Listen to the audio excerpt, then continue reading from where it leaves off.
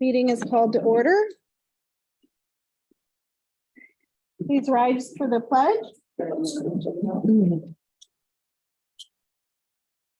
I pledge allegiance to the flag of the United States of America and to the republic for which stands one nation under God, indivisible, with liberty and justice for all.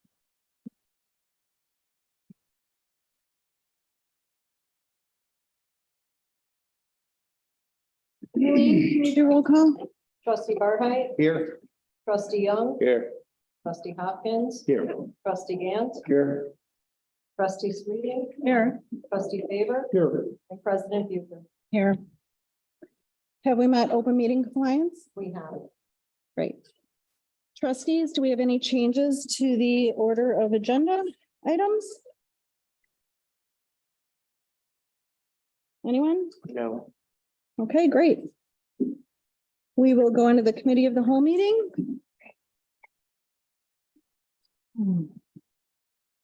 So for president's comments today, I want to say a couple of things. The first is that I want to apologize to everyone, the board, the staff, and the public. We're going to have some long meetings for a while. We have a lot of things to cover and get through and go over. That need to be reviewed and updated. They range from internal practices and procedures, written policies, ordinances, contracts and leases, etc. And I just want it to be said that we are not picking on any one person or entity. We're going to be going through everything. The second thing I would like to say, there's a lot of people here tonight, so I just want to remind everyone to please be respectful. That goes for the board and our guests, please. And with that, I will go to public comments for items included on this agenda only. And there will be no back and forth discussions or response from the board. So Kim Brunig, please come forward, state your name and address for the record. Kim Brunig, 28507 106th Street in Shreveport. Thank you for allowing me to speak, Madam President, village trustee. I do want to address items 10 and 11 on your agenda for this evening. As most people do work, I do want to point out that a 5 o'clock start time for any meeting is never advisable. It just makes it look like something being done behind closed doors or under the carpet. So just wanted to put it out there. 5 o'clock is not as when we started and most people work. Thank you.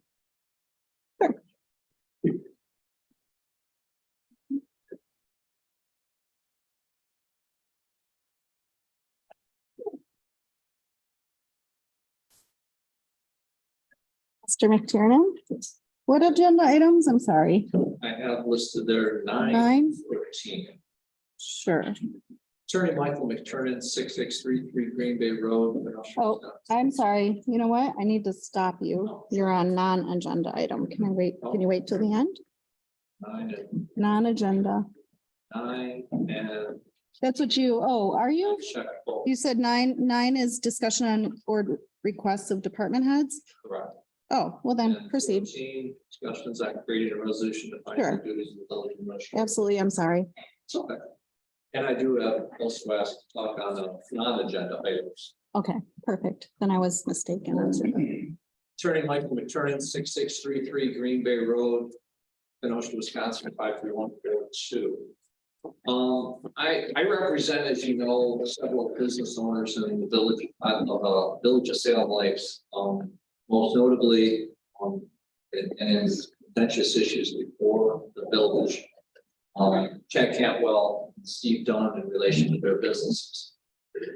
As it relates to your items that you have on discussion regarding number 9 and number 14, this goes right to the heart of what is before the fire commission. And I bring these items to your attention to sort of walk through the process.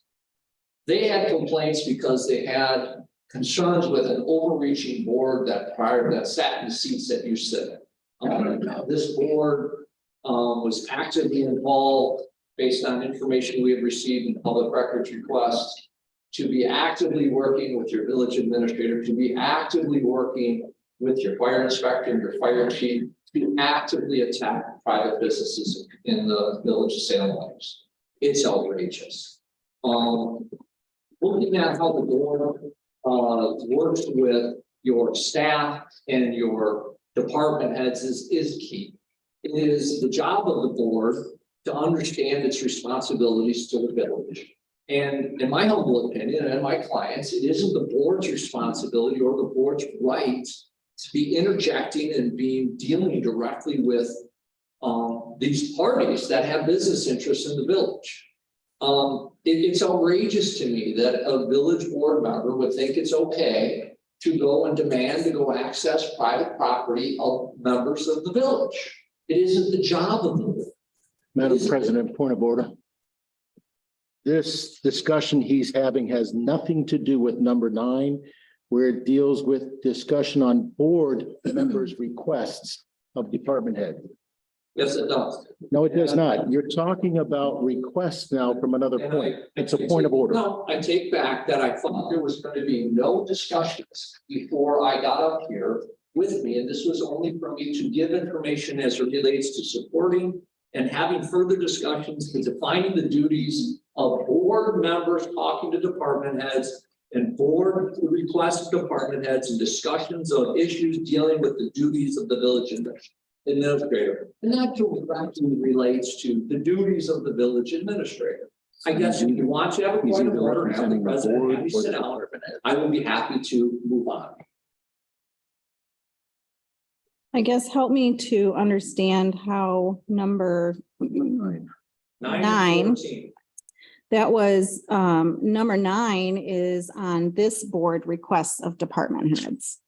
And I don't know what your discussions are going to be, other than that my issue and concern is that this village board should look at those processes and be speaking only with department heads and not sit there and speaking with and asking to go visit. Understood. businesses. So that's where public comments afterwards, you could bring that up? Well, and I can, but it also deals with the duties that should surround the village administrator. And the duties should be focused on having the village administrator being the person that is coming to the board with issues as it relates to clients and business owners that have projects in the village. And if there's issues that need to become, they should be coming through your village administrator and not the village board members going out directly to businesses. I'm just gonna stop you. First part, totally agree, understand that, and we will be talking about that. Second part is for public comments at the end. And I guess I'm trying to understand how you want to address framing the duties of a village administrator if you don't identify things that are going on as it relates to how the board is interfering with businesses. Okay. So that's my point. Appreciate that. You can speak on that Sure. afterwards. I will. And this also goes to the core of my client, that Mr. Robert Strambolic, who hired me to address issues that I will bring up after this meeting as it relates to the whole process. The reason that you have a village administrator is to identify those issues that clients and businesses have before the village.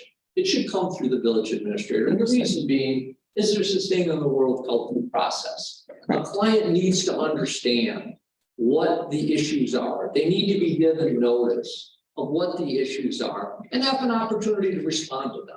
And that's where it should come through the village administrator, so the board can give the direction on what those requirements are, so a property owner can respond. Understand. So you can go into more detail after, if you would like. I will. Okay. And that's all for now, but I appreciate the time and look forward to talking to you after the board meeting. Thanks.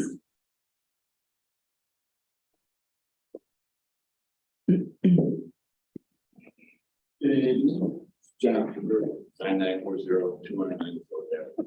I'm up here for agenda number 3. Is Madison Garage street light or area light at the intersection of AH and 294 Devon. The intersection is dark. Dark is now even dark.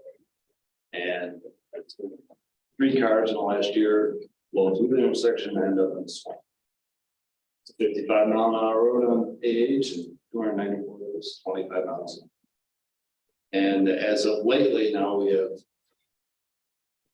younger people out there doing donuts in the middle of the intersection in the middle of the night, which could result cause a traffic accident. Somebody else is coming down to 94th Avenue. So that's all. Just let you know it's a dark intersection. And I'd like the area lit up. Thanks. Mr. Unger? State your name and address for the record. Ron Unger, I live on two. I live on 93rd Street, 262. Do you need this piece of paper? 9282. I live on 93rd Street, 256. Well, 256. Mhm. And I'm here on behalf of my neighbors and some are here. Discussion about the parks. The vandalism of the parks. What? So we live adjacent to the park there, 256. Hiking trail for the park. And when it was built, they promised more easement than they got there, which ain't really a major problem now. The major problem now is, and we've been asking for this for years, is that park be locked up at night. Kids are pulled donuts in there, and gets know they're vandalizing the park, bathrooms. Also vandalizing the other park property. The neighbors have found condoms there. I've chased people out of there, do it who knows what. And just like it can be locked up if someone gets killed or raped or something. It's not. And none of you live over there, so you don't know. We hear it every night. They go out in there, and there's stuff going on every night. And we have village employees that sort of labor free and not payroll, just have to pay for the gate to lock it up. They lock up the county park. Police can come to lock it as part of their routine is going around. The police sit at the golf course or at the tennis courts. If they're doing bad, they settle there at night. Or just come by and he's lock it up and then open it up. Thank you. Is there anyone else who would like to speak on an agenda item? Anyone? No? Okay.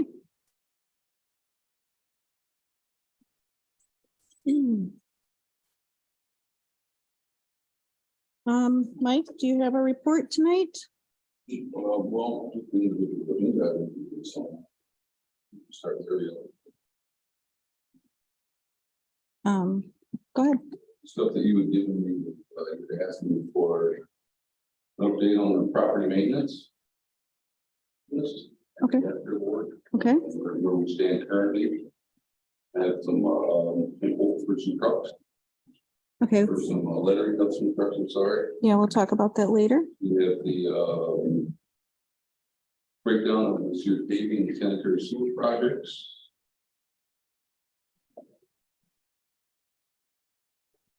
Also have the building reports. You want to just go through the building reports, how many we issued and we have a For everyone, if you like.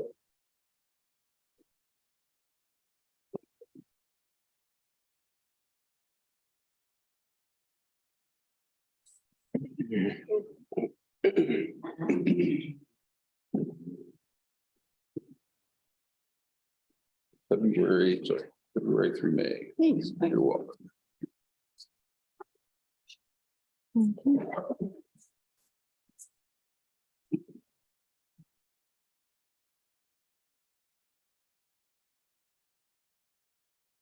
Thanks, Mike. Yes.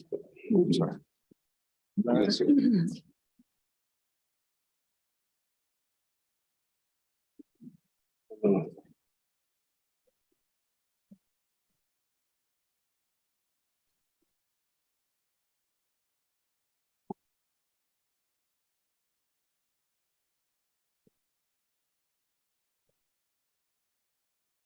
You want to talk about any of this at all or just go through? Right.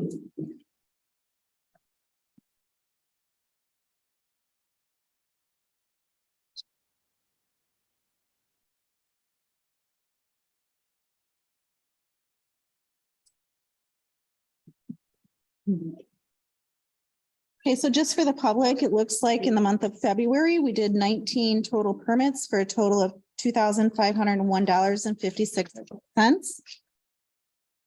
In March, we had a total of 36 permits for $8,041.24.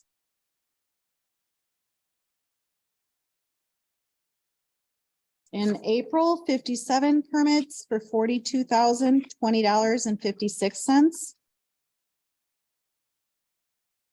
And May is 66 permits for $45,105.14.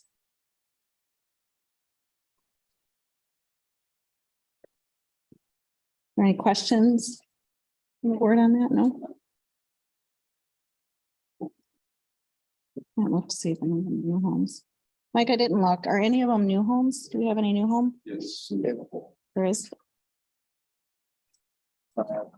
Permit number P 0062-23, the new single family. Okay. Okay, and then we'll go through some of the other things when we get to that on the agenda. And then we have Brad is going to be talking a little bit about the upcoming Wisdot Highway 83 improvements. Actually, I will just introduce Amy.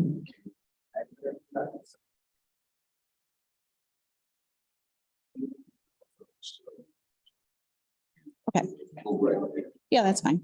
Real quick before we get started, I did put a sign up sheet over there if you want to put in an email, if you want a bi-weekly update.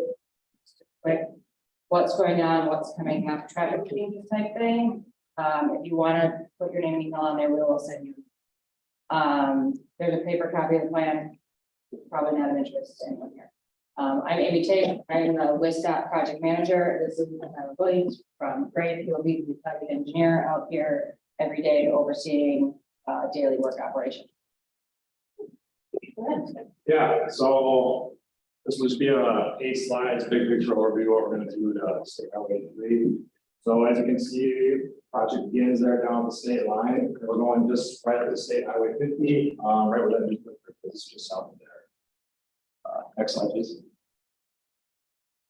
So the project, the major purpose of this project is resurfacing. So we're gonna mill, then we're gonna come back with asphalt, and we're gonna raise the road up 2.5 inches. We've got 6 major stages for project construction.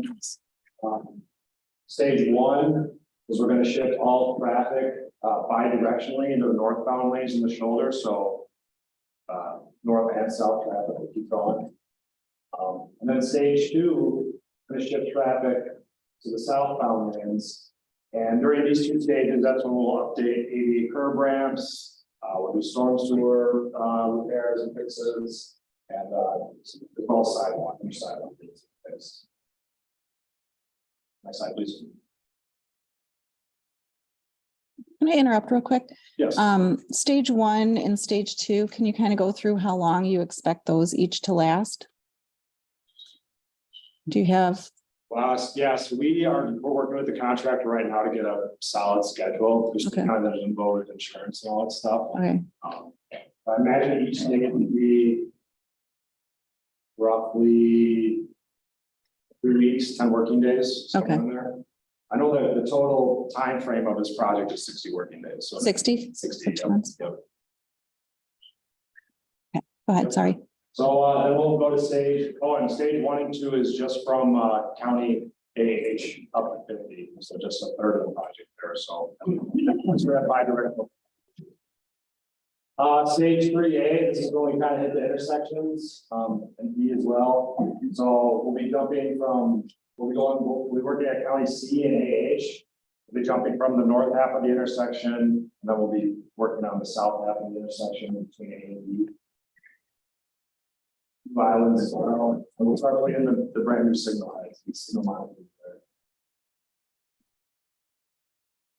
Stage 3C and 4, this is kind of when all the signals done, all the ADA is done, all the sidewalks done, we'll start milling and overlay for asphalt. So as you can see on the left picture, That's stage 3C, so we'll be milling the dark black there, that's kind of the work zone. So we'll be coming down. So we'll be milling down 3.5 inches, like I said, and then we'll be putting the first layer of asphalt down. And then stage 4, once again, we'll flip flop traffic. We'll be doing the same thing, mill 3.5 down, and then come back up with the binder layers, we call it asphalt. At this time too, you can see work will be done under flagging, so the road will be open, but the flaggers will have to go through this either. Then stage 5 and 6, this is again paving. This will be the final surface layer. Again, that will be done under flagging as well. Access will be maintained for all side roads and all businesses and all driveways throughout the project, especially that corridor between H and 50. There'll be lots of drums, lots of openings, so businesses should be not impacted as much as something like that going up there. This is something. Yes. I mean, I went up there today and you can't get through, obviously, that part of stage 1. No, so that's part of the paddock lane reconstruct. Oh, that's not what you're, No, okay, you can't even get. So the road is going to be open in both directions throughout this project? yes, sir. But your sign, It'll go down to 1 lane for flagging. but your sign says closed. So Your flashing signs, both east or southbound and northbound, indicate it's closed. Is that changed? Currently, they're closed at Highway 50 as part of the. No, I'm talking down by the state line. As you're coming up, there's a sign that was flashing that says northbound 83 will be closing on 6-5. Oh, that's for that's gotta be. The paddock lake is closed now currently. And just south of. This contract isn't executed yet. Nothing has come out yet for this. So Okay. none of your signs are out? Nothing for this project is on site yet. Okay. Okay. Everything that you see right now still is for Pat. Your electronic board you're referring to. Technically, it's 77, it's closed, it's hard close at Falcon, Okay. Okay. and that'll be a 3-week project. They're closed for 3 weeks? They have 21 days to Okay. complete weather bending to complete that south leg of the intersection. Okay. I didn't hear how long you say the whole project was? It's been at 60 working days, so. You're talking all 83, right? State line up to. You're gonna last in the fall. I certainly hope not. Quite a bit, 5 foot. Well, I need all the access I can get. That's on the sidewalk, so there are gonna be sidewalks added or just maintained where there's already sidewalks? Where they are. Oh, okay, so no. Thank you. So this is just a mill and roll, no talk of any lighting or any traffic lights going up anywhere. Nope, so at AH and C that you'll get brand new traffic signals. Tube structures, have overheads, all that good stuff. Not J.O. No, Just in a rough figure, when do they figure 83 and C, you're gonna be doing all that work? this would be my best guess, but it'd probably be beginning of August, mid-August, somewhere in there. That's kind of, because I live right on Highway C and it's a racetrack as it is. And I got all the traffic that goes on my road. And I don't know, I just banging up a lot of stuff around. Well, hopefully it's 60 days. Stuff works as it is around there. I don't know why you guys are going. And we can assume that these are all daylight hours they're gonna be working? Not, okay, No night operations. I mean, they'll be, during paving days, they'll work long days, but it'll be daylight. Okay. Any other questions? Enough access to get through 83 and see with 5 foot. That's all I got. And we'll maintain access. The biggest struggle is while we're paving through. That's the biggest struggle of access. While the paver's actually going through and the 20 minutes behind there to roll back. Get it. Any other questions? Hey, so, when you're in front of a business and you're paving, and you have 20 minutes of time that needs to be set up. You put that around businesses that are closed at the time, or how are you gonna do that? Typically, we'll try and talk to you in advance. We can't really skip most drives. You'll have a horrible bump there and a ride horrible right there. So if a car needs to get in, it's not gonna, other than brake behind the wheel, a car can get in. But that's better than skipping it and coming back.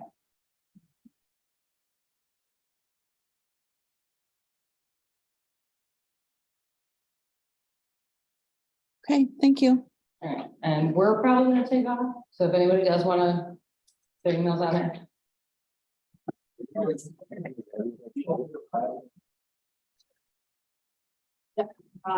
Brad, I think that's- Steve, any small business, if you want a temp business sign. There's a form to fill out and you can have a sign made, we will put them up. And move them as needed. is that at a cost to the owner, the business owner? It is. So we will put them out and then move them as needed to direct traffic to them to get in. And the form, it says permit, it's not junk cake permit. It's just so that we have a size restriction. Got it. Okay.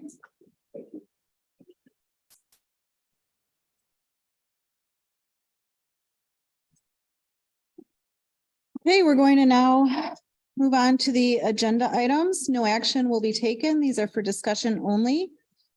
And I would like to remind the board to stay on topic, please.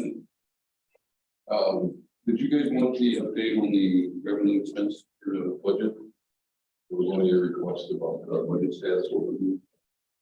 Did you want to give a oral report on that or? Okay, if it's just a handout, we can take that. I also have the paving center sewer. Okay, And that up for the meeting, if that's okay. sure. Sure.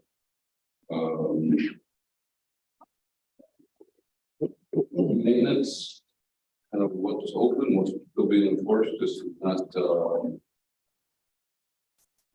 or fire code violations, simply what you'd ask for, which is property maintenance, it's still pending, it's a code. They also have the quotes for the trucks. Okay, yeah, that one, we're gonna talk about that one when we get to that. Okay, great. Okay, number one, discussion and presentation of C.O.W recycling program. Is there a representative here? And then Brian, I believe there's a presentation for this one. Thank you and good evening, everyone. Great. My name is Ahmed. I'm here to represent C.O.W Recycling Solutions. So just to give you an overview, we are an electronic recycling company, which specializes in recycling most of the electronic items. And just to give you an overview, we are an internationally recognized recycling founder focused on efficient and safe disposition of your obsolete business and electronics. And also to let you know, we are the first CRP certified plant in the state of Illinois and one of the largest in the whole of North America. Also to give you information about the company, we are also a recognized environment protector with a recycling rate of 99%. And also we have multiple certifications honored with ISO 14001 R2 certifications and 45001. So the reason for me to being here is to present the village of Salem Lakes, the program of free electronic recycling. So there will be no cost included either for the residents or for the complete village as well. So why we are doing and why are we not charging is because we have been partnered with the OEMs, which is basically original equipment managers. We have partnered with them and they are supporting us to cut out the electronic costs for everything. That's the main reason for offering this services for free of cost. And in order to proceed further, how are we going to do it, or with the help of you people, is just basically placing electronic, the boxes, collection boxes at different locations in the village. And then once they are filled up, you can just let us know and we'll be here to swap them with the empty ones. So that's the main proposal and the reason for me being here. And with respect to our vision, mission, philosophy, all the details which have been presented here. But the main main aspect with respect to the data is the security of it. Let's say any customer has the data in it, we can provide you the proof that it is completely been destroyed, and then we proceed with the recycling of that particular item. How do you do that? So basically, we have a team, the security team, who takes care of this. First, they erase the data completely, and then we'll also share you the video proof of that we have erased the data, and then proceed further with that.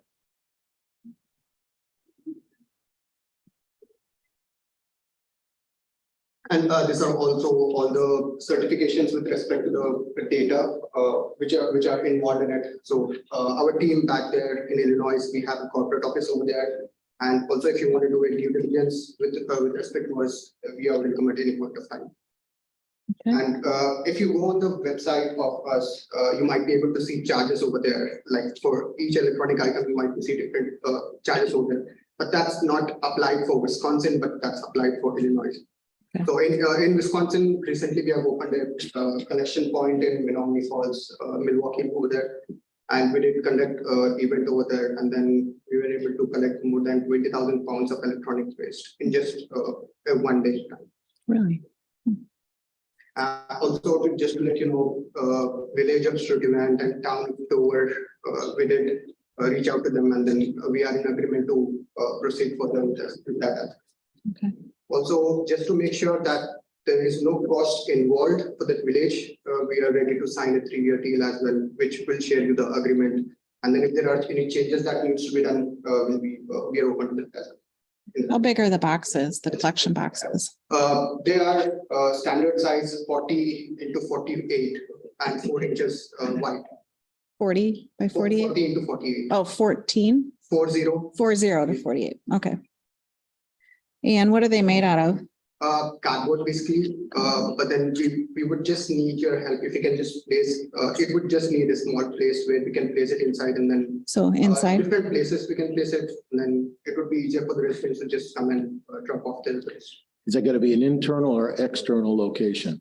Okay. For now, since the weather is good, so it can be placed externally, but we are open to both as well, internal and external. They'd rather have internal, right? And is there, oh, this is your list. Okay. I was going to ask if there was anything that you do not take. I've shared with you the list of items that we accept and also that we don't accept as well. Okay. You can, except for hazardous materials, we don't accept the batteries, but we do accept most of them. Okay.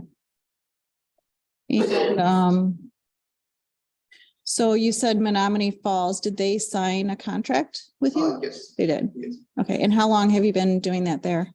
In Menominee Falls, we just opened it 3 months back, and then we reached out to town of Dover, which we have almost finalized with the agreement. Village of Student, we did attend the board meeting over there, so we're just in the process of agreement with them. Okay. And what towns in Illinois are you doing this in? So in Illinois, we have been placed from 2001, so we are covering most of the Illinois part as well. So we can share you the references if you want for your reference. Yeah. You can reach out to them. Okay. Anybody have any questions? No. We're just discussing about lithium ion batteries. How do you control the intake of lithium ion batteries? We don't accept batteries. But I mean, you check the equipment for it or something? Yes, what we do is we collect all the items and then we swap based on the items. Let's say we have CPUs or monitors or computers, CRT TVs. We just separate all of them, and then once we get in batteries, we just don't accept it or just give it to the other recycling who accepts.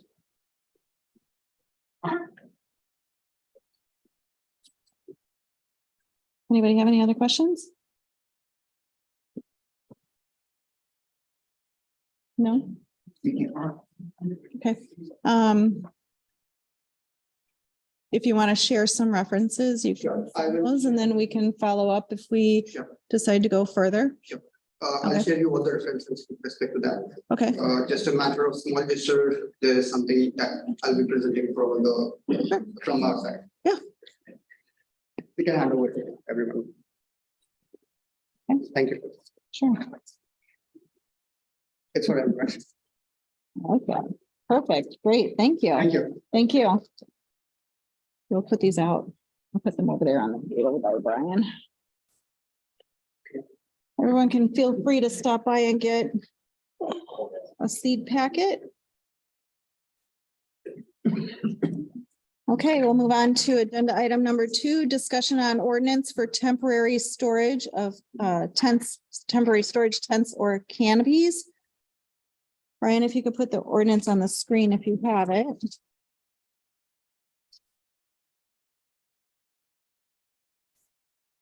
And so I'm going to look to Brad, I think, for some background on this.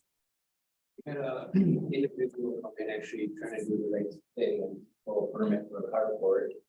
And unfortunately, we gotta tell them that carports are not allowed currently in the village. This would be a mechanism actually now, because obviously they're certainly like they would. I see. Carport, of course, the village. This is the way to regulate them. It would be every year. And only allow when October first to May first, in the winter storage months. We did have one lady come in who was interested in maybe a year round, because she wants to work at a antique harvest. There, so that's something the board will need to discuss. But it's basically a way that they would have to be taken down every year and put back up, make sure they're in good physical shape, not average or falling apart. Okay. And this would only be for residential? Is that correct? Residential and A2 A2. with the outside. Sorry, I missed the A2. So if we're looking at this, then how does this, you have these storage containers now that everybody wants to throw around. Okay, Yeah. I mean, where does the stipulation come from that compared to, In the definition.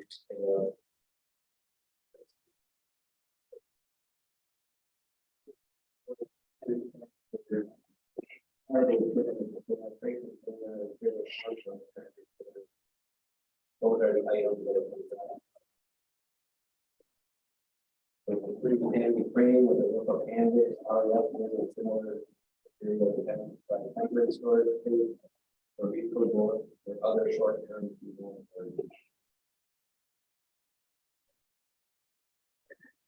Is this going to pertain to with some of these temporary, I don't know what you call it, storage container that you can rent from The pods? the pods? Yeah. No. It has no bearing on this? No. So This is not allowed for them. it does not allow. It doesn't address. So how is a pod then, Brad, any different than a roll-off container, for lack of a better term, in that definition? I apologize for being very late. I was stuck in another meeting and I apologize. What's the question, please? So we're talking about those pods, Rich. Okay. And how it pertains to this ordinance when we use the term roll-off container. Is it one and the same? Would it be construed as one and the same? The temporary storage tender canopy is intended to be different than the pod or roll-off storage. So The definition is different. so the pod would not be addressed by this ordinance. Correct. Okay. And so then so we're gonna require people to pull a permit, right? And then at the end of the season, will that be, usually with permits, you have to call for an inspection. Obviously, we wouldn't do that, but is there gonna be someone going around checking that they're down? Is that? Way I was. I think the word is. Gets its initial inspection, we put it on a Excel spreadsheet. And then come May first, just going down the list. Should be a drive-by inspection. Okay, and this would be a yearly permit? Right. Okay. And then it also says, in good repair. So I guess, who decides what good repair is and what are those parameters gonna be?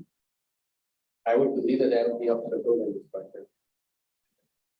I agree, there's gonna be some discretion there that the board may want to consider where they want to try and take some more specific requirements, more specific criteria for the building is going to apply. But since each one is going to be unique, Yeah, it may be difficult to get objective criteria. John. There's going to be some subjective element. Okay. John, can you shut that, please? Is this a remedy in lieu of a carport? Did I hear you correctly say initially the woman came in because she wanted a permit for a carport? And we don't currently permit park. So you think a canopy is a substitute for a carport that can only be up for 6 months out of the year? You say carport, are you going to attach to the house or? No, freestanding. Let's say Carefree Estates, for example. You have many properties in Carefree Estates that don't have a garage. But they want to protect their vehicle from sun fade and hail damage and whatnot that occurs outside the October to May thing. So they can't. You're not freestanding. I thought some were freestanding. I just thought they were all attached to the trailer, but you're right. I mean, that's just- Right. I mean, because the 6 months really isn't addressing a person's need to protect their vehicle when you're using the word canopy from some damage, hail damage. So perhaps we should maybe address the fact that we should look into permits for carports Year round. year round. Permanent. We can do that. Well, you've I got, mean, then it's one fee and it's one build and they don't have to take it down and it protects their property annually. I think the building inspector mentioned that taking it down and putting it back up every year, and the guarantee is that it's Good repair. good repair. However, if it's a permanent structure, it's made out of more durable material and basically is covered under their homeowner's insurance if it's damaged to get repaired, that, as opposed to a canvas But canopy. that would be more of an accessory structure at that point. there's all kinds of different structures. There's a Bertha tube, it's metal tubes and metal sheeting on it. And if you're talking just a canvas canopy or whatever, I mean, there's all different aspects of the whole thing. How are we gonna regulate who puts what up? So what was your resolution with the lady that was looking to put a carport up? Whether it would be coming in front of the board. And that's under the guise of a canopy that can only be up for 6 months. Correct. We met with President Booker and I think part of the meeting just to kind of come up with this initial set of plans. And then the board drove all of that. And excuse me, again, but remember, it is important that there's a distinction between what I'm gonna call the tent-like structure and something that's an accessory building that has more of a hard top. Right. Because one of the concerns when we met was with the tent-like structures, without that put up, take down kind of cycle, they go up, they never come down, they just deteriorate, and it's an eyesore. That would not likely be the same kind of issue that you have with a hard top, because that would be more of a structure. But But a hard top's not a 6 month deal. Usually a hard top's an annual. this ordinance is intended to address the soft top stuff, the tent stuff. Not intended to address the hard top. Right. But the lady was looking for a hard top. I'm guessing. I'm not even sure.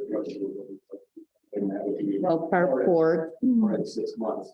yeah, so, He did say, you know, it's gonna look really nice. I've been online looking for it, it'll match my house and.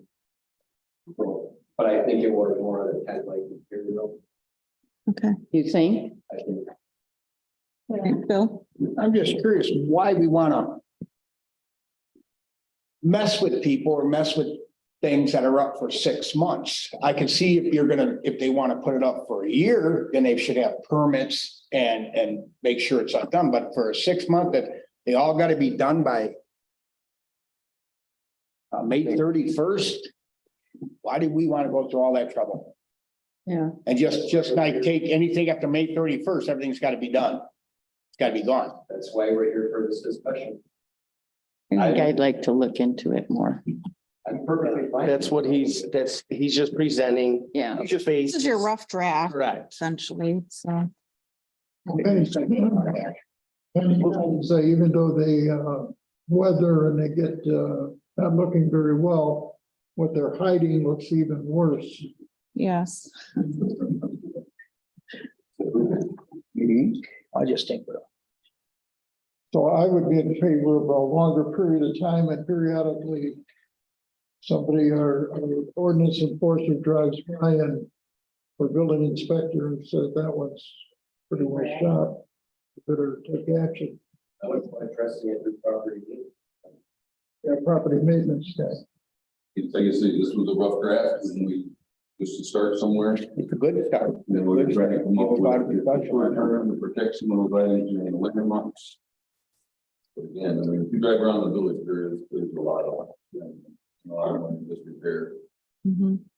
We had one 2 years ago, I think they had 6 of them in their yard. Was it 60 by 120? And that, yeah, this helps to control that too. Some people have really taken advantage of it. I know a couple of. Yeah, it means I started T's crossed. So again, you guys want to come up with some thoughts and ideas and maybe we'll address it again next month and dig into it a little deeper.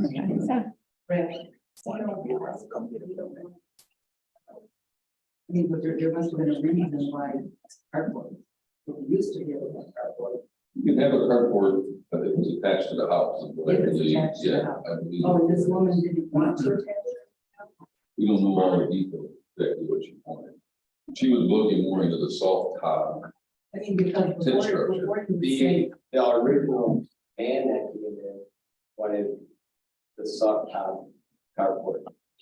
The woman that came in that wanted to store her cars all year round did mention whether it was hard top or soft top, but she wasn't interested in attaching it to it. oh, maybe, did you tell her that? You would need to. She didn't want to do that. I don't think they know. Hard enough to ride. I don't know. And ultimately, because we were discussing it now, to see if something would change, I think you better. Wow, to see what. I think Kim has something to say here. Yeah, Brad, correct me if I'm wrong, but if we start attaching these to houses, is that gonna cause variance issues? They have to abide by all zoning requirements, setbacks. And. If I'm on like Main Street Yard. Correct. That's true.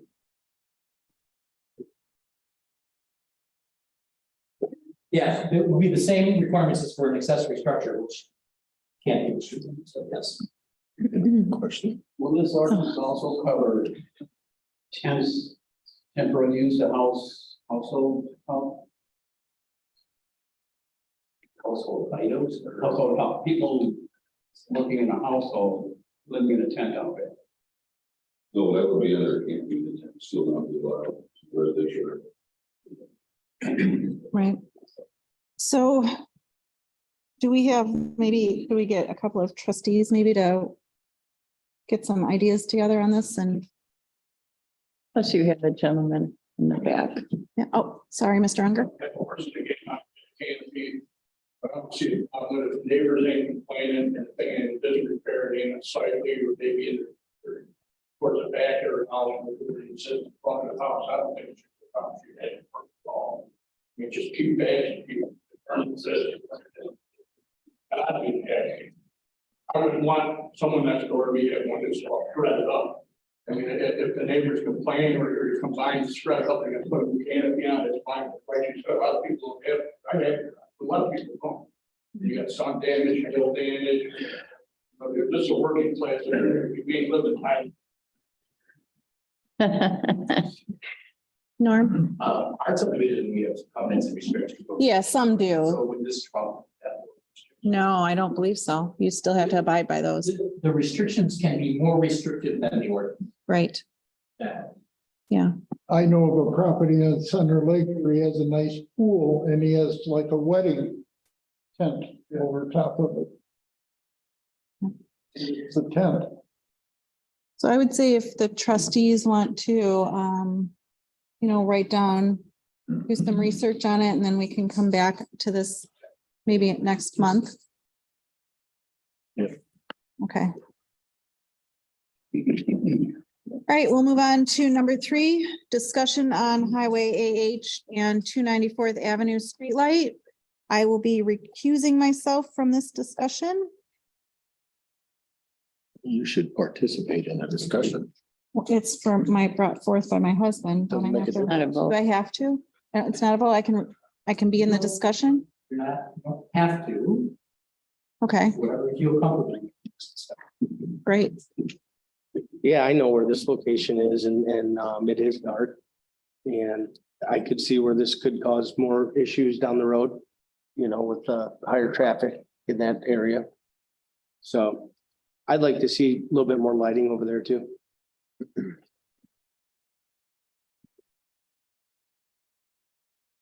Is there power already ran over there? There is a pole there already. Yes. Okay, well, that's good. We have, Dennis? I think it's appropriate to have a street light there. I know that visibility is at night, it would be a benefit to have it.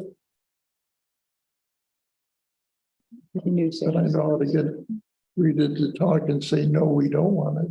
Well, I'm kind of, there's a lot of children on our street, believe it or not. And when my daughter started to drive, it's very difficult to know where that street is at night because it's so dark. And so she would be right up on it and slam on her brakes if there was somebody behind her, that's kind of what started the thought process. But then as of late, we have had a lot of, I assume they're high school kids or young adults, doing donuts. And if you go by, you can see it. And that's what they do at night. And then we do have the swamp on each side of the road. So. Mike, what's the process with streetlights when we add one? Currently, we have a streetlight policy, right at Harry Smith area. But our policy also states that normally it's a subdivision or a group of homeowners that are asking for a streetlight. What would happen is they would pay the cost to cover the installation of the streetlight, and then the village would take over the electric charge after that. Do we know? This is needing a safety issue, then we just did one at AH in 56. Yes. And that was deemed unsafe. It was, I believe, the same system. I think it was a 55 by 35, dark intersection, narrow deep ditches, and so we're just right with that. Probably the same there. Did you guys go by and look? I do not. You didn't? Is there any idea the cost of it? No, I can give you that. I don't remember what it was just last year, so it's possibly about the same. I know another bad intersection is 264, right by Trevor Grade School there. No, that's Oh, yeah.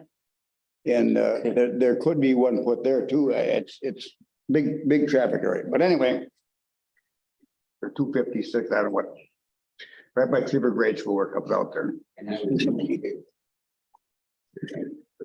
So here again, if we start with one, how many are we gonna do? So. Well, back in 2006, the House Board adopted a policy which states, on the receipt of any request for streetlight installation, town board shall refer to request with engineers for analysis of unused and suitability of the requested streetlight, but then further in the policy, it states the town board shall consider but not be bound by recommendation of its engineers regarding the request requested street lane installation. So obviously, if we do refer to RA Smith, there's gonna be costs associated with them doing the study.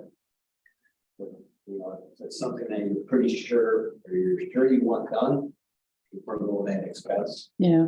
So why don't we just take what you were talking about, you did last year and down the road on the survey and see if the same conditions apply rather than go to RA Smith for additional charges. And if the same situation conditions apply, bring it back to us and go from there. I was gonna do this. Okay. I tried to do there at night. Might be doing more of that. Isn't it just, the electric company gives you a yearly charge? They don't have no meters or nothing. You get charged for the light and a yearly charge. Not a yearly charge, it's a monthly charge. One would pay for it. The cost of it, I thought I had it. For the cost of lights, it was several $1,000s. Right. And my concern is meeting the criteria. At AH in 256, the criteria was there due to the volume of accidents. Proven and shown to be accidents, and so that's a lot of what really caused that one.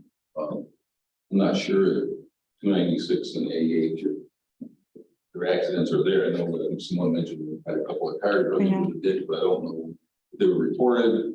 I don't know. You know, we can get that information from sheriff's departments. Okay. So how do we proceed on this one then? I can do a quick, report from the sheriff's department about accidents within that whole intersection. So if there's been no reported accidents in the criteria, obviously, we would consider to put one up if somebody else was paying for the light. Okay. Pay for the light. But if nothing warranted there, even though it's dark, a lot of dark. However.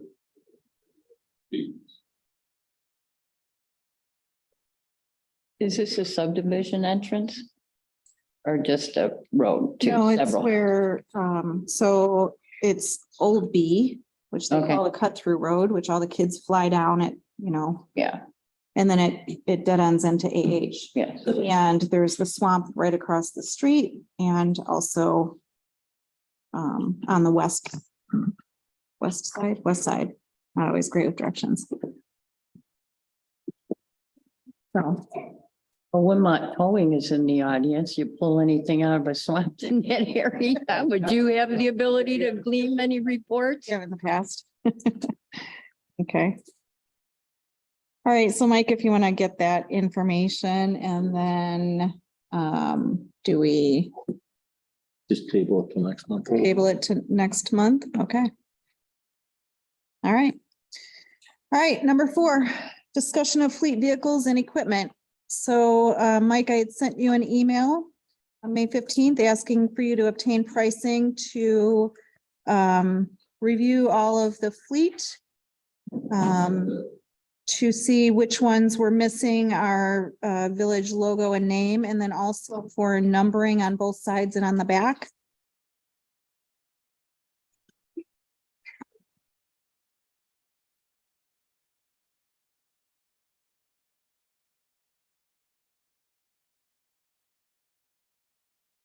It's grand. So if I'm not mistaken, you said that they were all numbered on the inside Yeah. door, but not on the outside. Is that correct? Correct, it's just a handwritten. Like a notice now. Maintenance services. Mhm.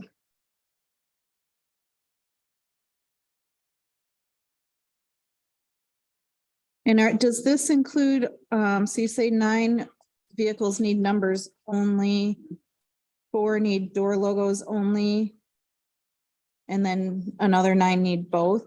Does that include, that includes all of the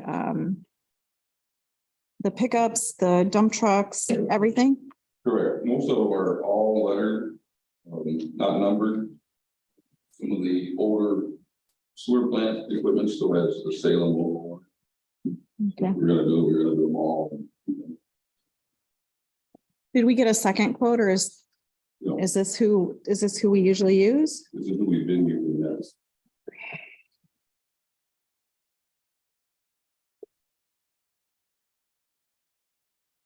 So when you do maintenance, how do you just do that by a VIN number to keep track of things, or how do you do that?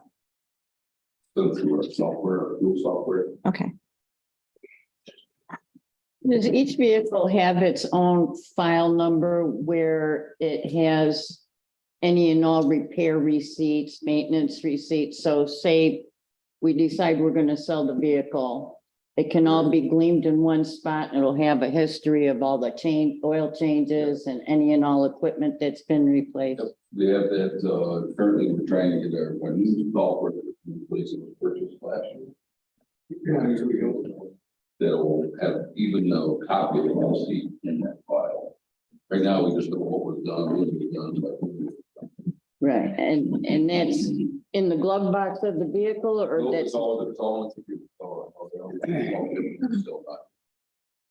by vehicle number or by payable? By vehicle. By vehicle number. Same for the fire department. Same type of, same system. right. Anybody have anything to add on this? Questions? Nope. None? I'm thinking, None? Thoughts? No thoughts? this is painting an invoice. I mean, this is a bid for painting or for No, they're detail. vinyl, They're fine, yeah. vinyl reflective.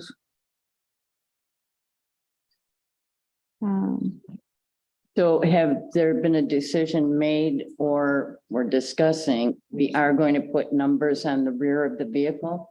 And a how's my driving bumper sticker? Well, I don't think we're gonna go that far, but. Yeah. I think that, Yeah. Yeah.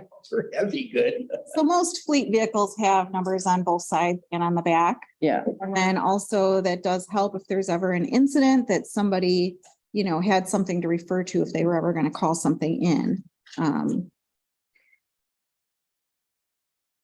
so we like them on the back And on each side, yes, just on each side. yes. Everybody okay with that? We can Yeah. put that on for the Add it on the board. board meeting. Yes. All right, Eileen, we'll add that to the board meeting.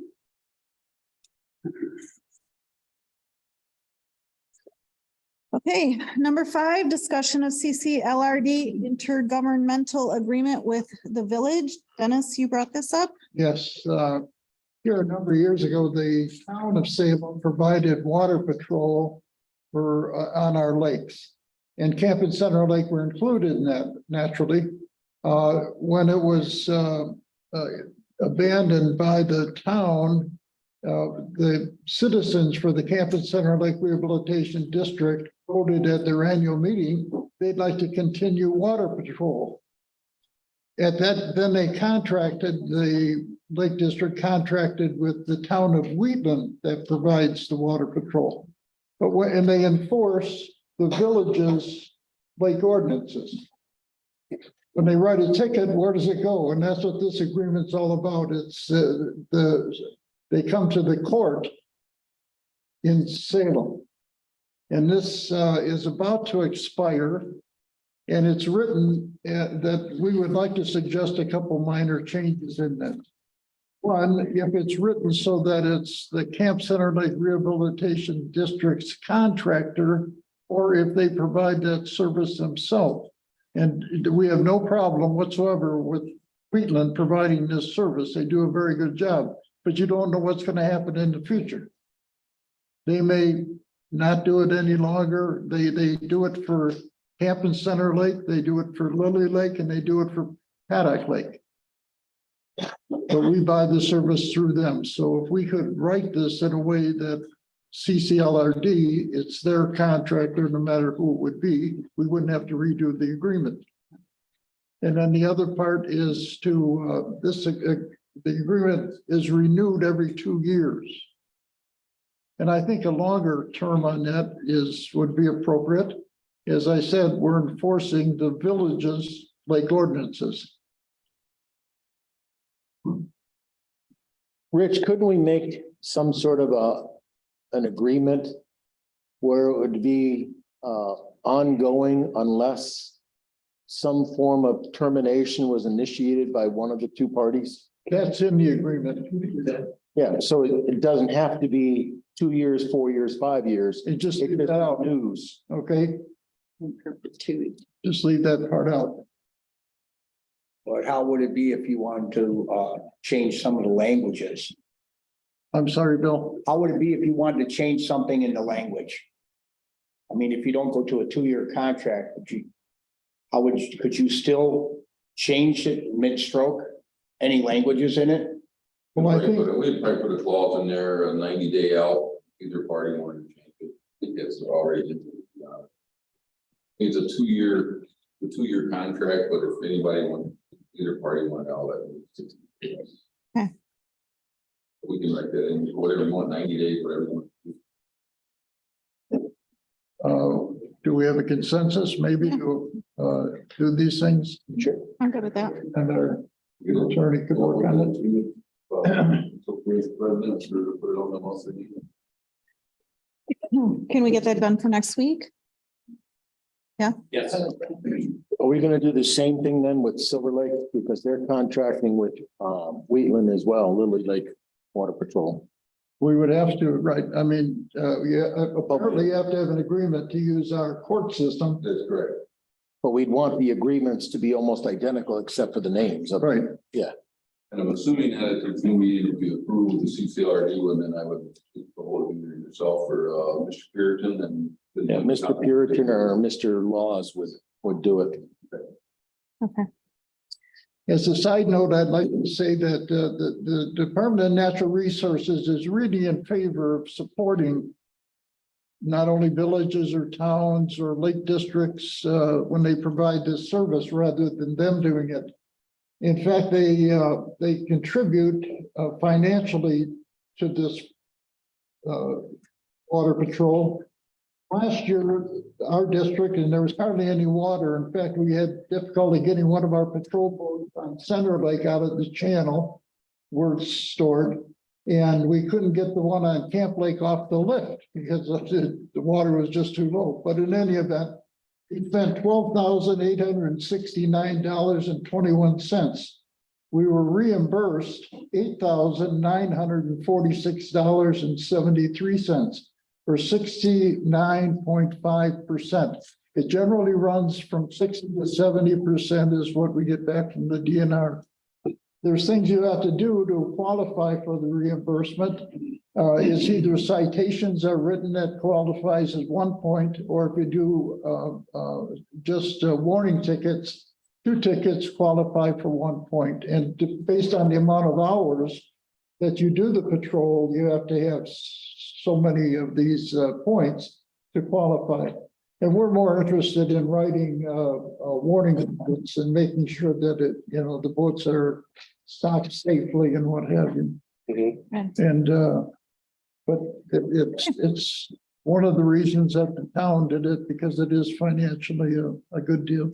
So do they turn that in every 2 months, every month? At the end of the quarterly? season. At the end of the season. And Silver Lake could qualify as well, because Wheatland is doing it. The whole works for us. Yep. All right, so we will put that on the June board meeting if Rich can get that done. Move on to number 6, discussion on vandalism at village parks. I understand we have pictures, but I hope that they are PG, because the ones I saw, not all were. We have some that we want to put up there. Well, there's no kids in the room. No kids, well, still. I don't want to see that. Is Brian down there? You don't have any pictures? You don't pictures? Forward the mail to them. You didn't have any pictures? Okay, well, we'll just talk about it then. So I know that there was I think, Mike, did you send him this week? Yeah, I do have pictures. I didn't know you. To talk about the vandalism parks, I mean, Yeah, it's really bad. at all the parks, so this the latest one was, Mark Chuck's park and there's a lot of damage caused. Do we know how much damage dollar wise? We've got those quotes now and asked for. Okay. And what sort of damage was that? As I saw like spray paint, was it spray paint or was that? They tore up, there's an overlook, a deck overlook, damaged. Spindles, And, yeah. picked all the spindles off. Picked all the spindles, it appears just from the, looking at the police report, some sort of golf cart was in there doing donuts, just something. Oh, Yeah, that's- really? A lot of carts on, a lot of bikes. Four-wheelers, everything go cutting through. I drove through Mark Chuck's and I drove through the community park and there's light poles there. They're like 30 feet in the air, 30, 35 feet. Is there any way we could put a camera up on these poles? You know, I mean, it's, you know, I mean, I know we had cameras in some of the park, okay? Yeah, we caught a couple of these perpetrators by hiding, drill cameras. I know it's 30 feet in the air. They're gonna shoot them out with a BB gun or whatever, but can we, where do we go with this? You know, community park. I mean, there's streetlights there as well. They got carried in. You know, however you want, obviously lights and cellular cameras and stuff like that are very expensive. So damage, so. We have some game cameras out or some temporary things. We've actually arrested and charged a couple of kids. Good, excellent, because I know the guy that. How's spray painting doing? Are they doing a lot of that now? What? Graffiti? Yes. All over. Yeah, because the same guy that did that did but to my excavator on a job. SBRO. I might catch him. Hey, Mike, can we maybe look at getting some estimates for the bigger parks? Putting them maybe higher up with more detailed resolution. And then maybe using the trail cams, rotating them so that they don't necessarily know what part they may or may not be at. Oh, right, we get moved all the time. Do they? No, those are the trail cams. What's that? Those are the trail cams, right? They do find. But here again, I mean, we have entrances to the community park and as well as Marchek's, but but I think Marchek's has a gate over it, doesn't it? That could be locked. We can lock in the gate. The problem is that They're still gonna go around. the gate, or they go drive through the ditch to get in. Right around. Yeah, if they want to get in there, they're gonna get in there. Or they just drive around to the boat launch area. Yeah, and that's wide open. Yeah, they vandalize the boat launch area as well. The signs that we have there that give the ordinances that, you know, to enforce, they spray paint that. It's, Probably the best way we can try and stop this is maybe try and do a public service campaign with the homes that are in the surrounding areas of the parks, Neighborhood watch. neighborhood watch type things. Neighborhood park watch. Showing them some of these pictures of what's going on, because they have to be the eyes and ears and voice. We are over there and it's been going for years and a gate would help immensely. Community park, they could drive around that. Camera would be good. The biggest thing is have the police patrol. Police can never go down. 56 years sitting over at tennis court, 3 at a time. And that's fine if they want to sit there, sit over here at night. Yeah. Why, it's a short cut. They can fly us. Twin Lakes has cameras linked to the police department, because I just heard about some kids at Wilmot High School, they were sitting on top of a road and the cops showed up. They were not vandalizing, it was not my child, but it's somehow linked, so maybe we could talk to Twin Lakes, how they're getting like the sensor, the monitor when people are kind of up to mischief or something and it alerted. I don't know how it all works, but I know Twin Lakes. Yeah, ours would have to go to the county though, not. Yeah, they have their own police. When people call the police, what's the response time? You hear people doing donuts in the park, not quick at all. None of them are. That's something I think everybody knows. Well, it's interesting. It's interesting you bring that up because the last year with our latest contract, I don't know if Kenosha realized what they had done, but they added that report onto the contract, and I've been asking Mike, what, maybe every other month for the response times for each call. And then I single out how long it's taking for one individual call, and I'll start questioning why. So yes, we are starting to do something along those lines. Another point would be traffic control. I don't know, what other people's experience is. We live on Silver Lake Road. And we lived there for 3.5 years.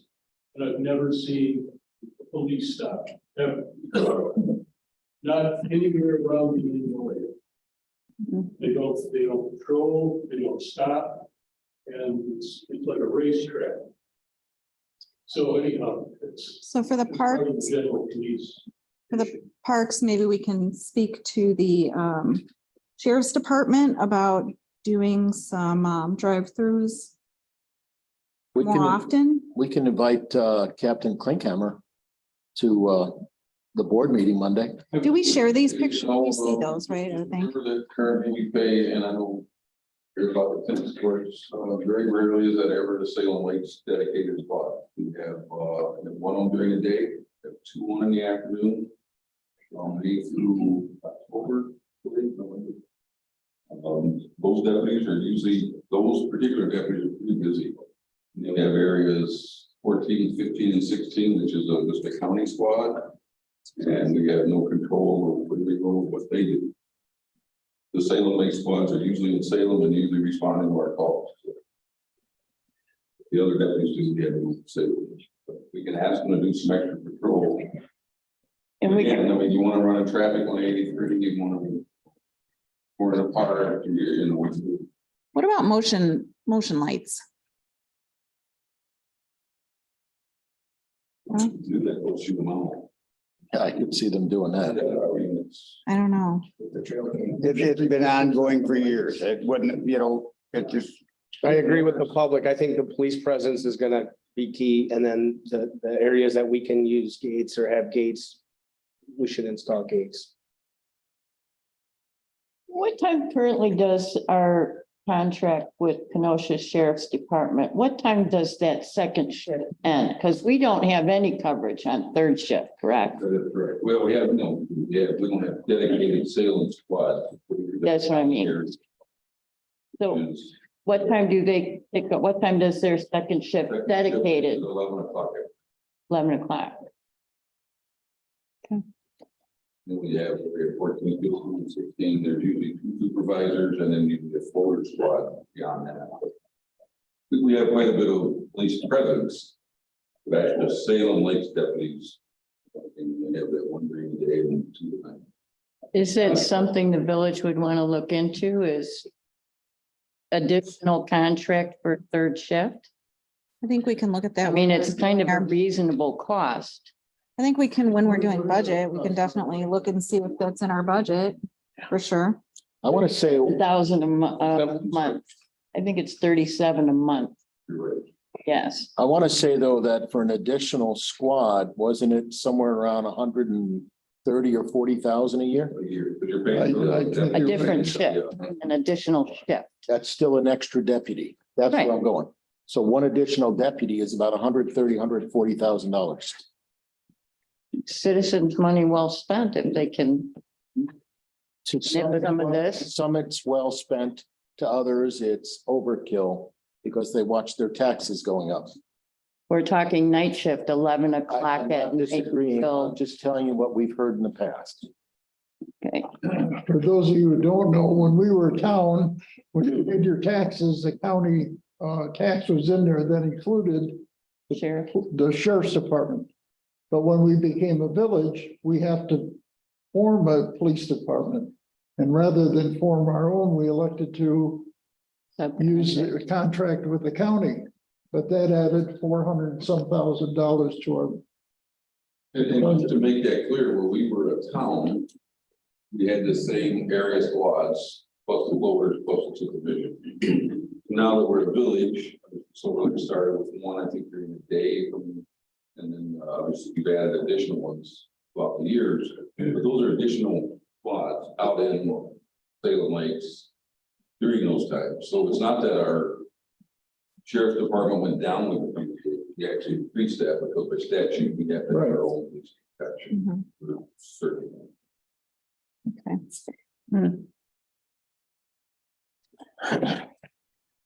See, the difference when we're township or village, the police and everyone, you know, you go past the money we're paying for, right? Your patrol, employee patrol, there's 2 to 3 sitting there all the time. And you can go there anytime, like, go, you go, like, we all go over there right now, 2 or 3 sitting. So they can go up and down these roads, they can lock the gate, and someone for the maintenance company, the village workers can unlock it in the morning. So I'm pro police, I support them 100%. They're slow in response time, and they sit in that lot all the time.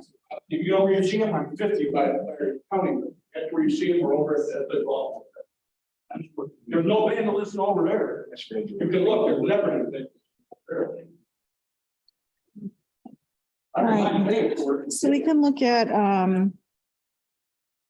maybe additional lighting or cameras. Those usually aren't our. Ronnie, anything else to add? We can look into it.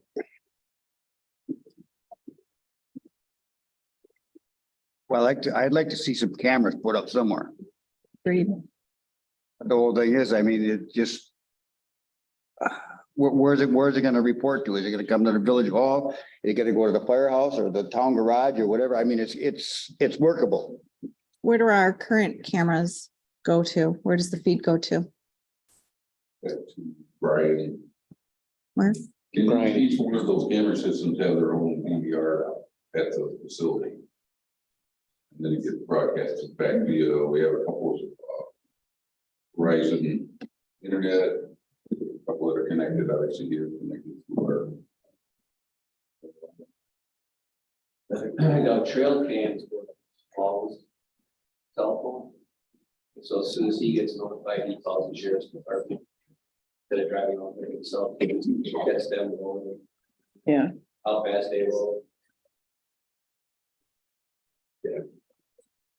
Any other?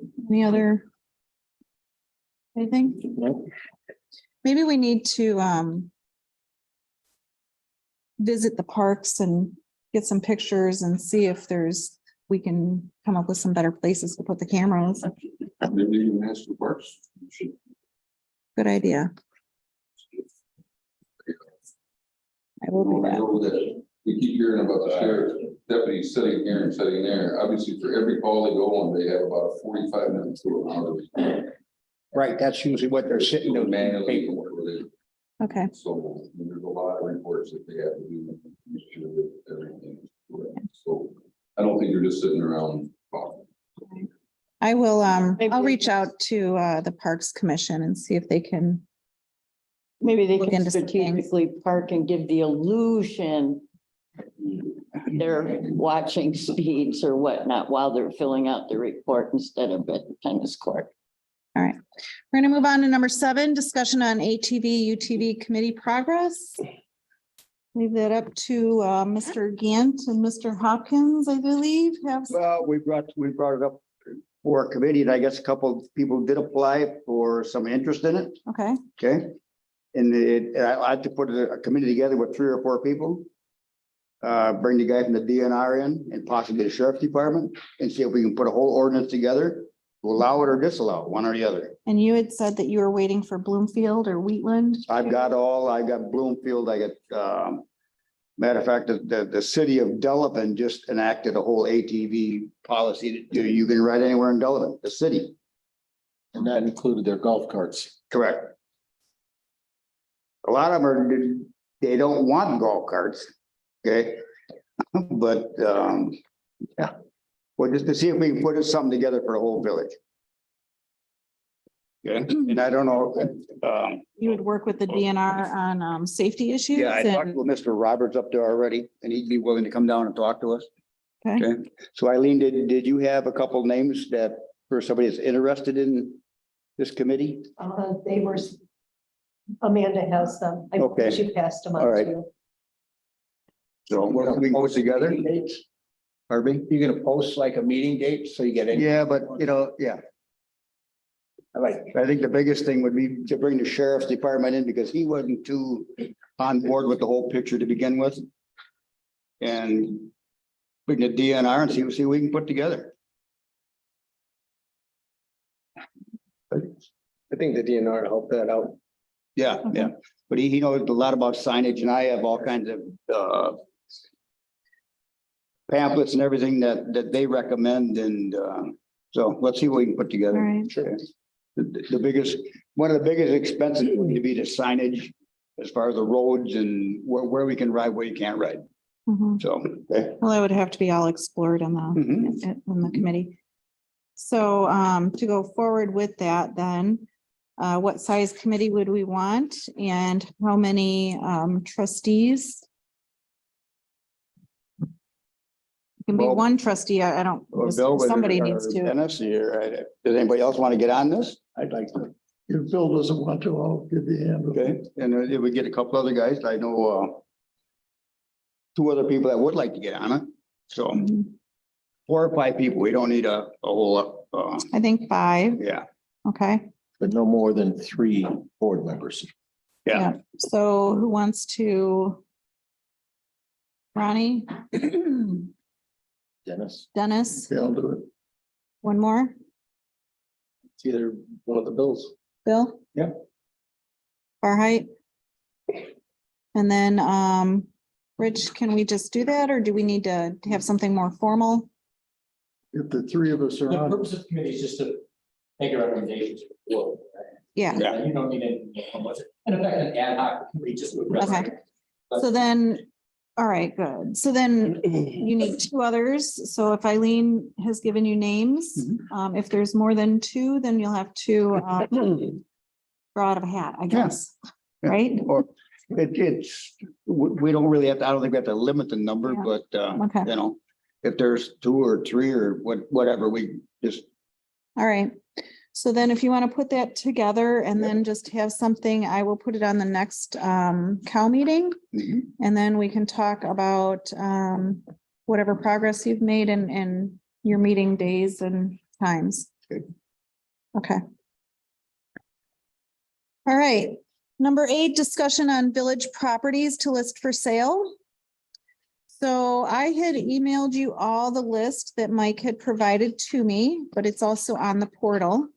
I know that we have gotten several RFPs back from realtors, which we are going to put on the July meeting. But in the meantime, I need to ask for 2 trustees to volunteer to review these and give opinions on which ones we should think about putting up for sale. I would recommend that you include somebody from the parks. Okay. Because a number of these are identified or earmarked as park / Mhm. play areas. So Now, I know the parks just did something with the plan, right?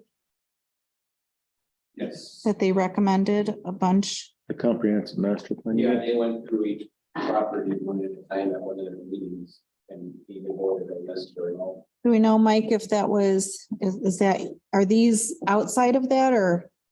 No, but what you have is everything. So we would definitely need somebody. But there's another list where they identified which ones they thought they would keep and which ones they said that, But I think I'd have to go back and look what I think. I think that's. yeah, because we need to be careful there because the one on Dells and Eastwood, originally they didn't want. And then I think they came back later on and said, there's a possibility they wanted to put trails and hiking and all that other stuff up in there. Right. So they changed their mind on that one.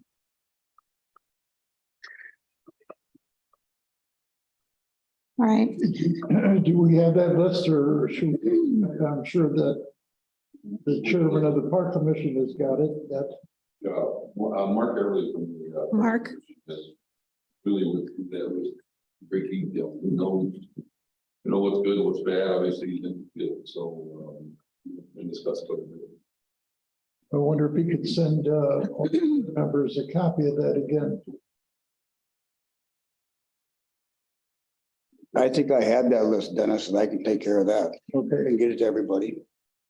Yeah, why don't you do that? And then, can I get somebody to volunteer to cross-reference this and maybe just highlight the ones that the parks had wanted to keep?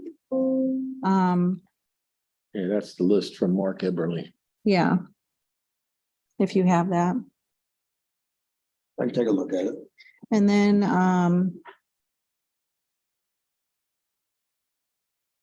we should, the ones that are left, take a look at to see which ones we want to include for sale. And I would say that we definitely want to look at, neighboring property owners first, if they would like to purchase those. This is a scenario we've been down a couple of times, at several properties that, again, what other owners that really should be sold to adjoining property owners. I have some information from Rocco. Okay. Got a couple of lots we should combine because we don't have road access to them. So we have to put in a road and a bunch for the person just selling a larger size lot. We have the Camp Lake parcel that there's been a lot of discussion between the property owner next door about splitting pie off. We need to go back, and I think I said that I can do it all again, but see where we're at. Can you do that? Very partial. All right. Is there a way to automatically pare this 5-page report down to exclude the lift stations, the community library, that sort of thing, so we knew? I'd be happy to do that for you. I was asked for a complete list of all. Yeah. Oh, okay, I'm sorry. And that's fine. So if we can do that, do you have the list from Mark Eberly or no? You do not? All right. If we get you that, can you also take those off and then supply a new list to us and then we can work from there? Okay. Madam President, are these lists available to the public? You can see them?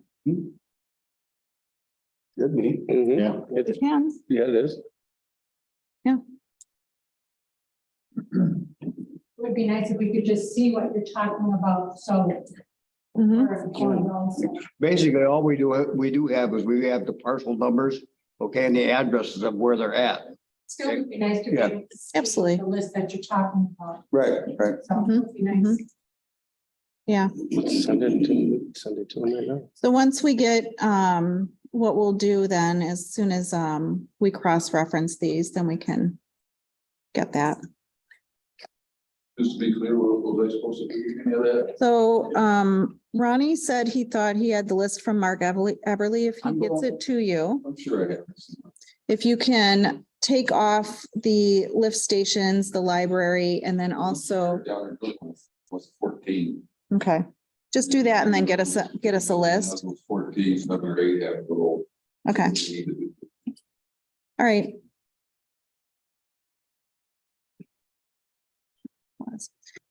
Okay. We will move on to number 9, discussion on board requests of department heads. Will, you had brought this up? I'm sorry, I was looking at something here. That's okay. Which one are we on now? Discussion on board requests of department head. All right, so this is where I put this on the table because I inadvertently found out that I had asked the fire chief and the fire inspector for a report, and I guess I was third in line for the same report. And I realized that that's an issue because I don't want to tie you guys up replicating the same report that someone else has already asked.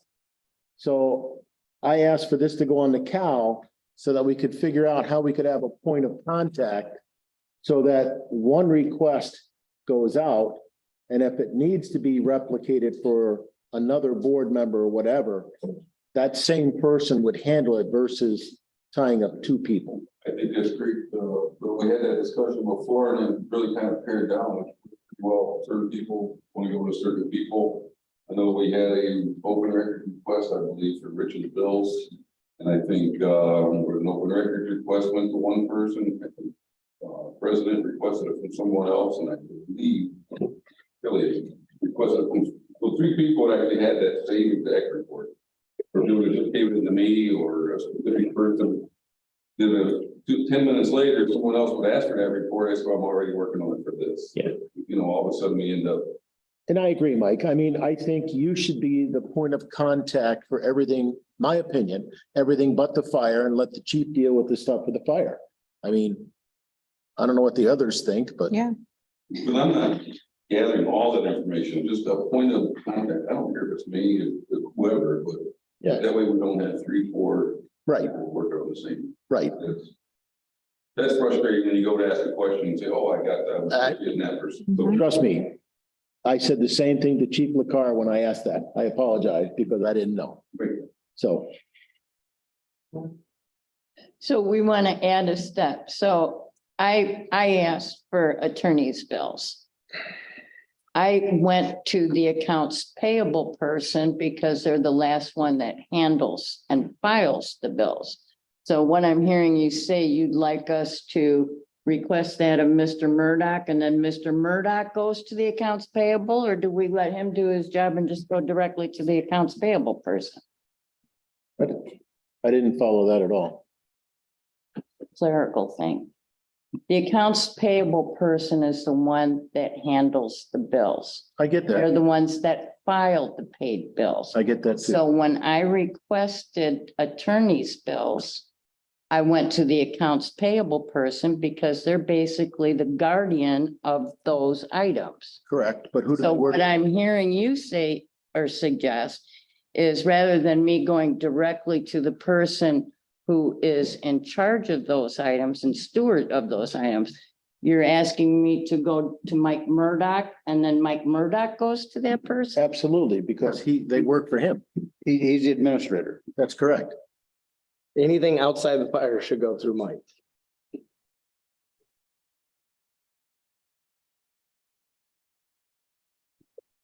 Gotta tie him up. But yeah, you can do it however you want it. Again, it's just, I don't care if it's, most people don't know, and obviously when you talk about the keeper of the records, obviously that is the clerk, that's not accounts payable. And, you know, so she's the records keeper, but those records are obviously stored in a few places. A lot of that stuff I have access to, you know, and it's as simple as just sending it, or if someone do with planning and zoning, ask Brad, ask Dave, and gather the information.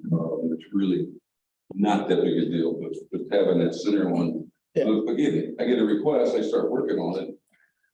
I don't know that 2 other people's working on it. But your request or our request, when you start working on it, might be to delegate it to somebody else as well. Yeah.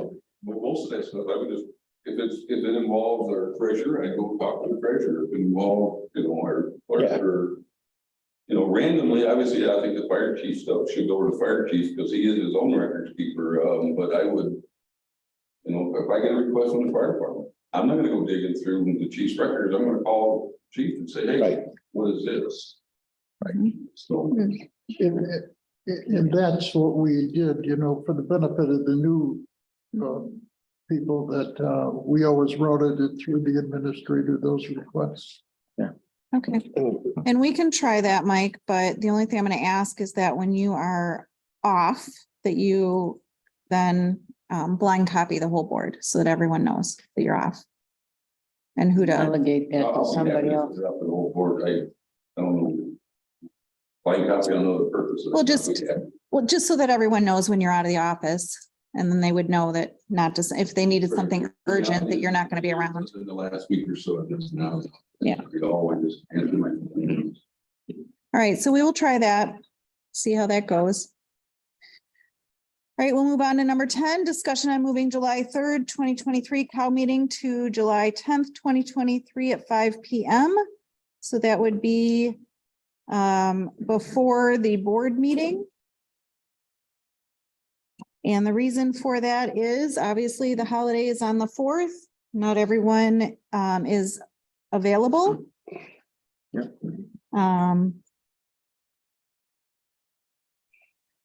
I would be happy to move it to 6, but then it pushes the board meeting to 7, and I know that gets to be a late night, so what would everyone like to do? And this would also coincide with number 11, discussion on moving October 2nd. Cow meeting to the 9th. I will be out of town for work, and so on each of these, what does everyone think for time, and is that okay? I'm good with your suggestions.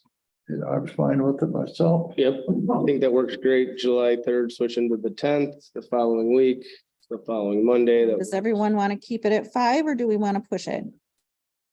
Is an hour enough time?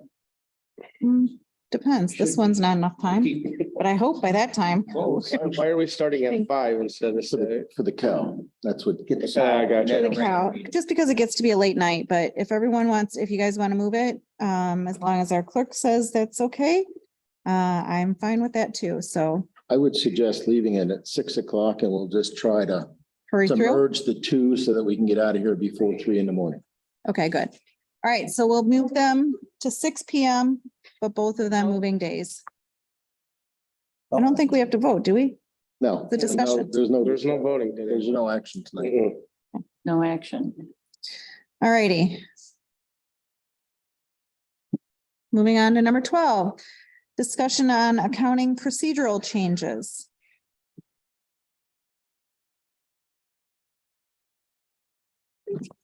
Kelly, do you have anything on this one? I would like an opportunity to attend a seminar, a training seminar on the software that we use for our accounting. So I'm versed in what the software can and cannot do. And with respect to adding additional account numbers to glean more detail than it being generalized. I think if I had an opportunity to get familiar with the software, I think it would be a great benefit. Is the goal to just have more detailed, more details when you're looking at things? More finite detail instead of general information. Have you sat and talked with Chris Lamb, the treasurer, about the detail you need?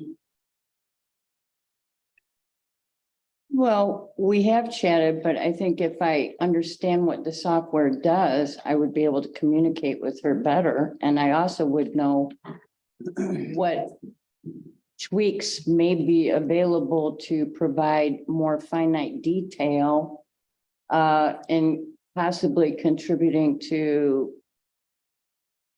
tweaking operational procedures that would be beneficiary to the village.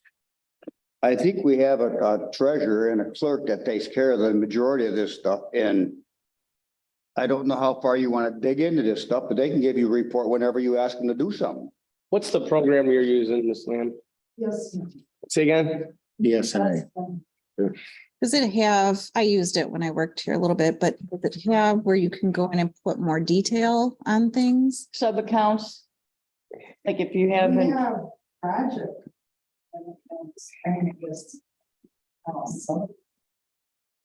If you want to come in sometime, I mean, I can show you as much as. I think that would be a good start if you sat down with her and just let her teach you the program and what she knows, right? either that or look into $120 seminar and I'm looking up for you right now, Kelly. Well, I think that before we do that, maybe, we'll ponder it. maybe sit with Chris, and see, explain to her what you're looking for. Maybe she can see if there's a way to do it. And then Rich, I know she had also brought up that, we'd like your billing to be a little bit more detailed.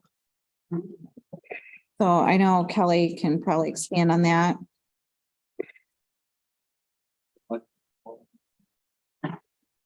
Well, it gets accounted for under three things: court, general, or by a project name.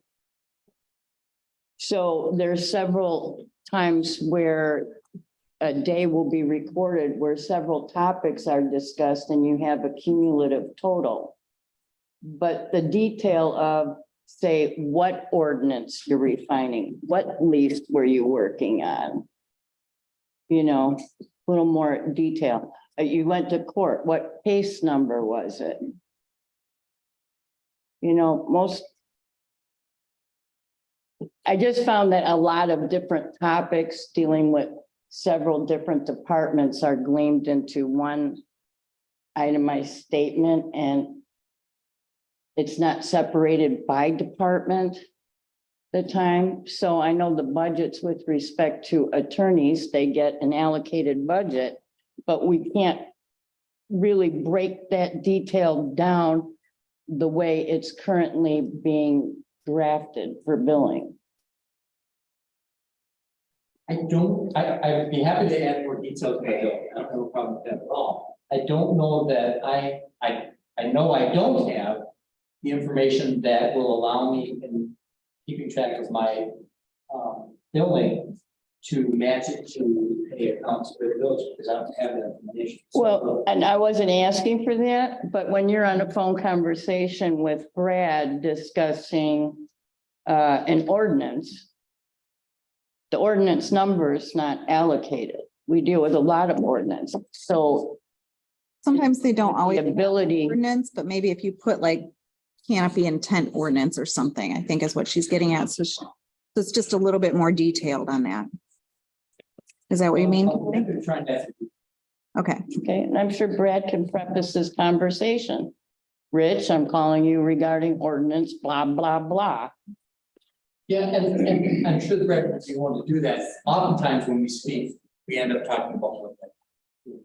I see that. We're trying to be efficient and get things done with one call rather than three. Okay. Okay. Anything else on that, Kelly? Are you good? I think just highlighting whether or not it's a reimbursable expense. I know on some of them they are. I can't glean if it's reimbursable on other items that you bill for. You know, when you're going over projects or whatnot, a lot of times some of these are reimbursable expenses to be billed. Try to stand up for different for those projects where I know that there is a cost recovery. Right, that's what. Try and bill. And as those rules comes in, Brad signs it down. Right, but they come in a month in arrearages. So is Brad gonna know on May 2nd that his conversation on April 3rd was a recoverable cost? Because the detail's not in the conversation. Some kind of hint. Okay. All right, Rich, if you can just see if you can get just a little bit more there, that'd be great. Thank you. Thanks, Rich. All right, we'll move on to number 13, discussion on hiring HR consultant for revisions to personnel policy manual. I brought this up because ours is vague on a lot of things. And I'm just going to give a few examples. So it's grievance procedure. It says on file in clerk's office. That doesn't really tell you anything. So I'd like to expand on that. I would like to request that we look at PTO notice. Right now, it just says 24 hours notice. I think that if someone was going to be taking off 3 weeks, that 24 hours notice is not enough. And I would like to see a sliding scale on that. So, and then also we don't have a purchasing and procurement policy. We should have a progressive disciplinary policy. It states that we have one, but it doesn't explain the steps. All it says is progressive discipline shall not be followed in all cases. So I'd like that to be a little bit more clear. And this is to protect the village as well as the employees. I'd like to expand on use of village equipment, vehicle use, and a code of conduct policy. And those are just some examples that I have. I'd like to see in there, and you and I had talked about this as a result of an incident we had a few years back. An annual requirement that they sign off, understanding what it means to safeguard their passwords on electronic systems. There is an electronics proceed in there, but maybe we need to relook at that too. That's what it was, computer use policy. Computer use And the policy. passwords. Yeah. Yeah. But I guess that hiring an HR consultant who's versed in all of this, and we're getting to be a pretty big village. I just think that that would be money well spent to protect everyone on both sides. And so I can do a little research on that. Thoughts? Yeah. I'm in favor of it. Yeah. It took a long time to put together our personnel policy over, you can imagine from where we started years ago, and we've never really had anybody that was human resources, so. Yeah. I worked with. We had talked about it for a long time. Yeah, and that's fine. We've got a good starting point now. Absolutely. It's a good starting point. I just think that, it could be expanded a little bit more. Especially in today's world with how things go, it's good to have some insurance on both sides so that everything is very clear. One of the problems we've had in the past is that all the municipalities are not identical, they're. Yeah. People are trained for a number of jobs and yes, others were more specific.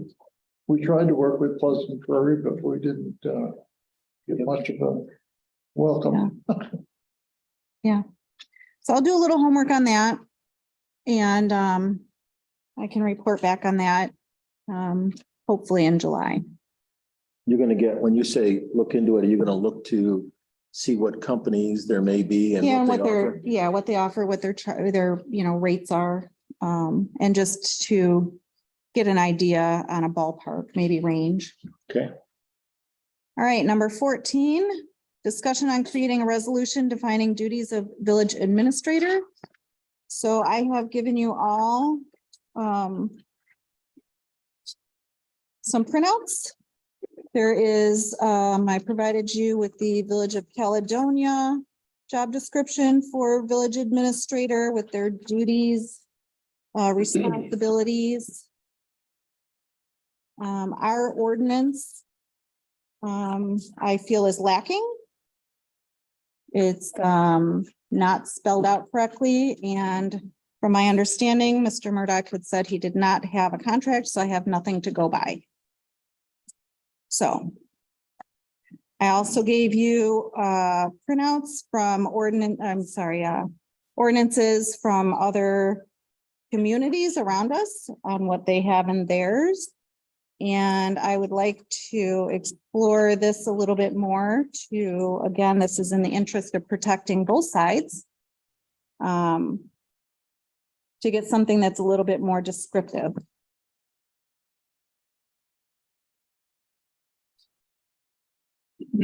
Thoughts on that? So we already have a rough start, or We have a rough start, yes. where it pertains to section 100 of our current. Correct. I did not include that in here, but I did give it to you last week. Yep.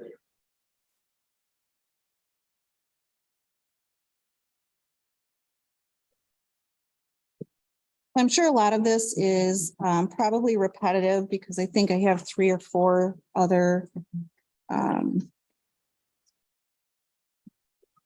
ordinances from other communities.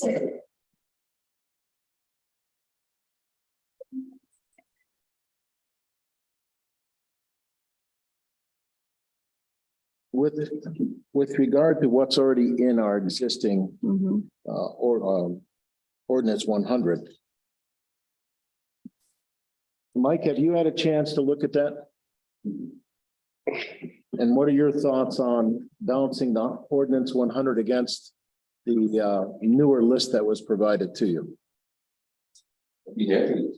Yeah, because someone do that. Well, that's not what I'm referring to. I mean, when I look at it, to be honest with you, there's a lot there. All right.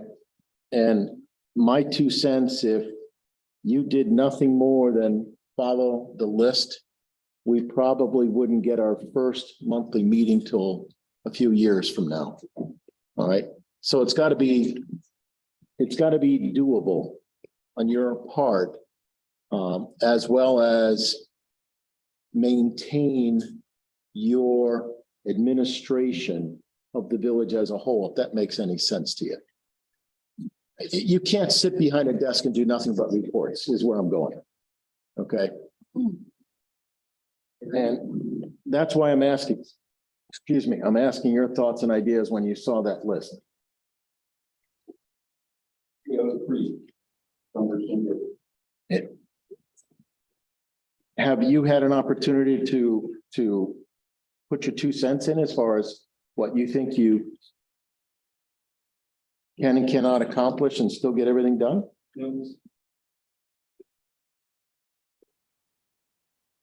Would it be beneficial if maybe you sat down with either a couple of us or whatever and go through the proposed versus what's already existing? And then you can add what you're doing in addition to what's in the ordinance 100 already? I would think on that. It's gotta be a two-way street is where I'm going, Mike. All right, and I'm just trying to figure out what's the best way we can go about doing that. So you want to take, maybe just go through the 100, look at that proposed list that was given to you, and then get back to the president, or what do you want to I'll do? delegate that. I'll delegate that. Yeah, I mean, I'll need a day or two to. Do you want to get back to you or? It's up to Mike. I'd rather he go to someone he's comfortable with.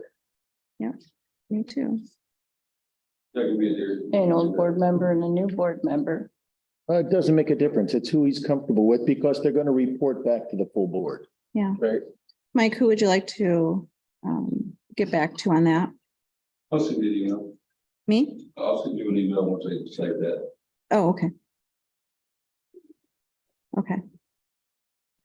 The only reason I suggested that is I was a senior administrator for over a decade. I have a good idea of what an administrator's responsibilities are. I don't know that the right question is being proposed, but I'll throw it out there. Based on what is in chapter 100 or whatever, and looking at these other administrator functions from other villages, it's kind of a set things that are required of a village administrator. I think the question might be, is it something that's in your purview? The items that are requested, is that something in your skill set?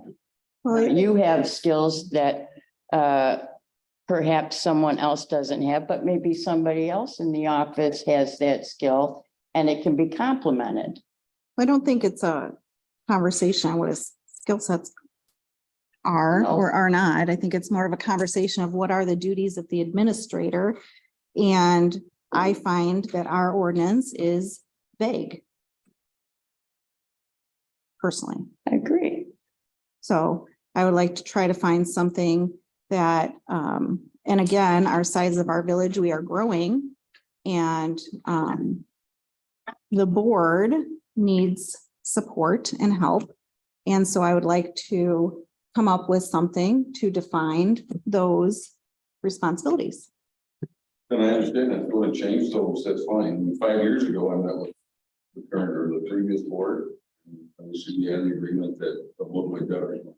Or if you want to change that, we can discuss.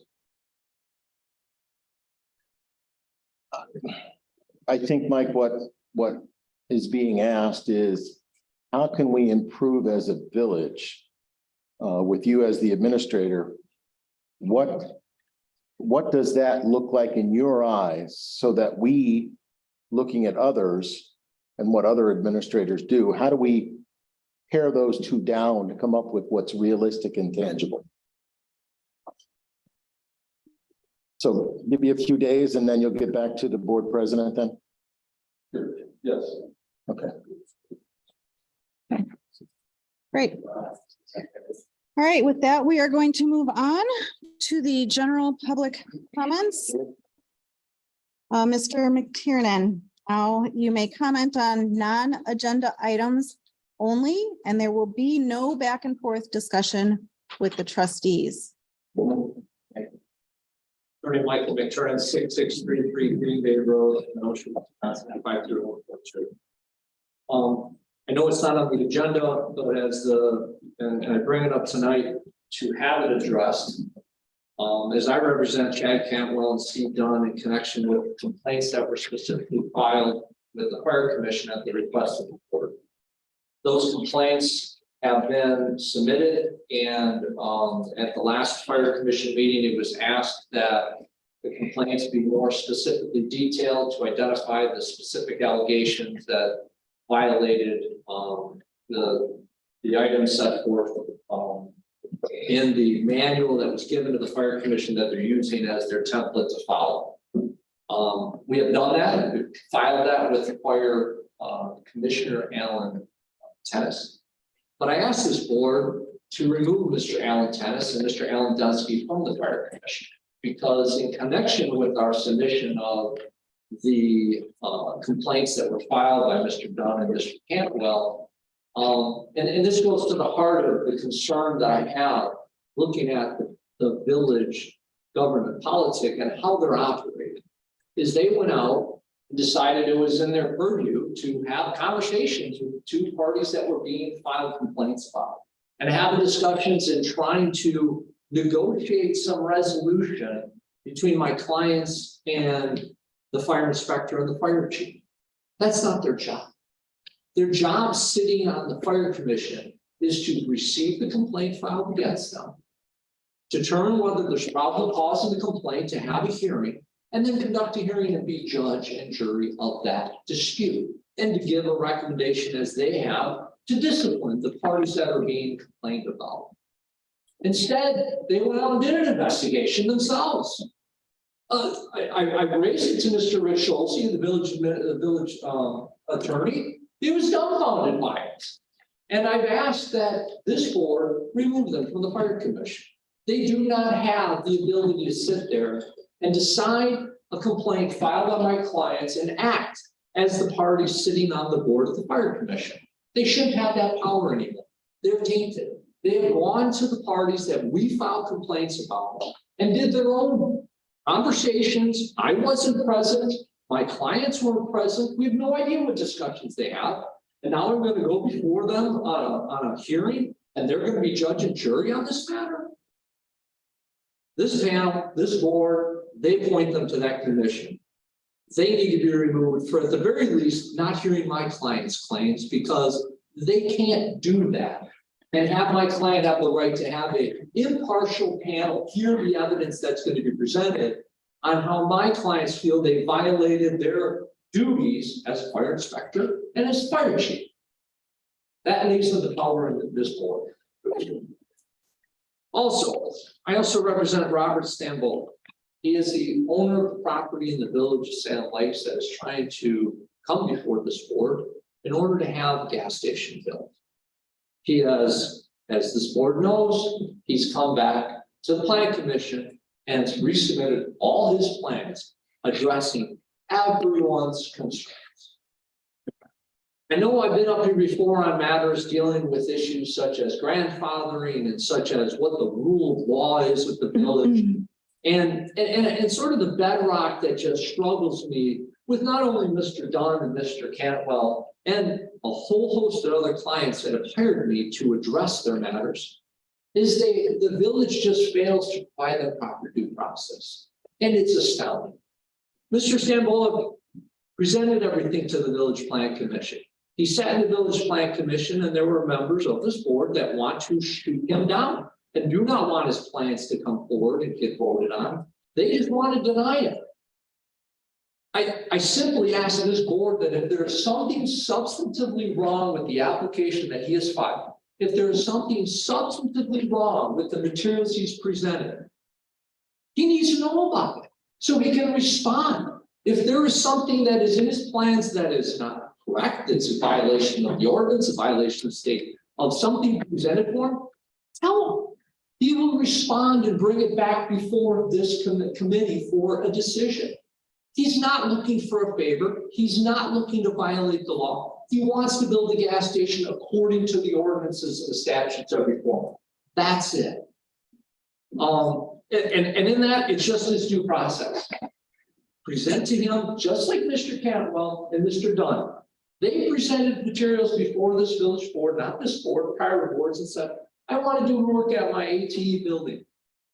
Plan commission, village board, the plan commission gave them approval and a permit, said, here you go, Mr. Dunn, go ahead and build your facility and build it out. And what happened? He got attacked by the fire chief and the fire inspector on things that had nothing to do with the purview of the application that was before them and had nothing to do with their rights as a fire inspector and fire chief, telling them such things as, well, you're not allowed to put up a fence in that location because we don't like that area. Or you're not allowed to put in a oil heating, waste oil heating because we don't want you to put up waste oil heating in your facility. And the same with Mr. Cantwell, telling him, you're not allowed to operate your charcoal grill because we don't like it. We want it up to code 2022 or 23, which doesn't apply. Those are the overreach things that I'm asking the board to get their arms around. If, like Mr. Stambolic, if there's something he needs to address, tell him. Put it on the agenda. Give him an opportunity to respond to it. Because Mr. Stambolic has given me very serious charging orders on how to handle matters if he is violating his due process rights.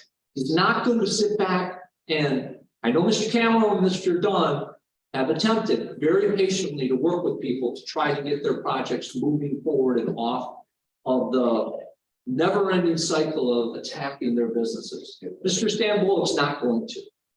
And he's given me very, very, very short leash to get his project moving forward. So there's something that you can present to me, I'm all ears. There's something you want my client to address, as he's addressed at Plan Commission. He addressed every single issue that was presented. Present it to him. We'll let him make the business judgment decision. If he needs to make a change, he will make the change. And let him know though, so he can respond. That's all business owners want. They just want to be told, here are the game plan, here are the rules, here's what you need to change, and then they can move forward. And those are the two items I'd love to have the board address. Thank you very much. Thank you. Mr. Kulat, please come forward, state your name and address for the record.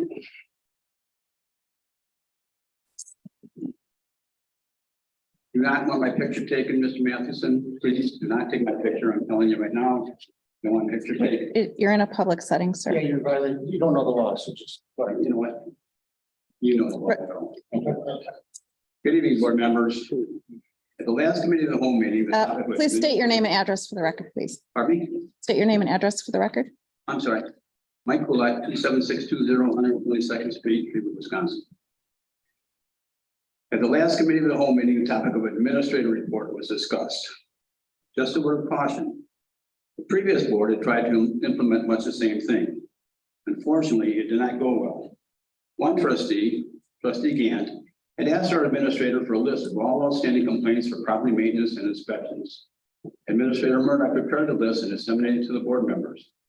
This list was then given to persons outside of the board and subsequently labeled a hit list by persons in the last campaign. This list was created at the request of Trustee Gant and included several locations where Trustee Gant had made complaints himself. Trustee Gant and Mike Murdoch were at the grand opening of the 1903 saloon while viewing a tattoo parlor upstairs. Trustee Gant looked out of a window on the north side and asked Mike Murdoch, "What can we do to clean that shithole up?" He was referring to the Barhead property to the north.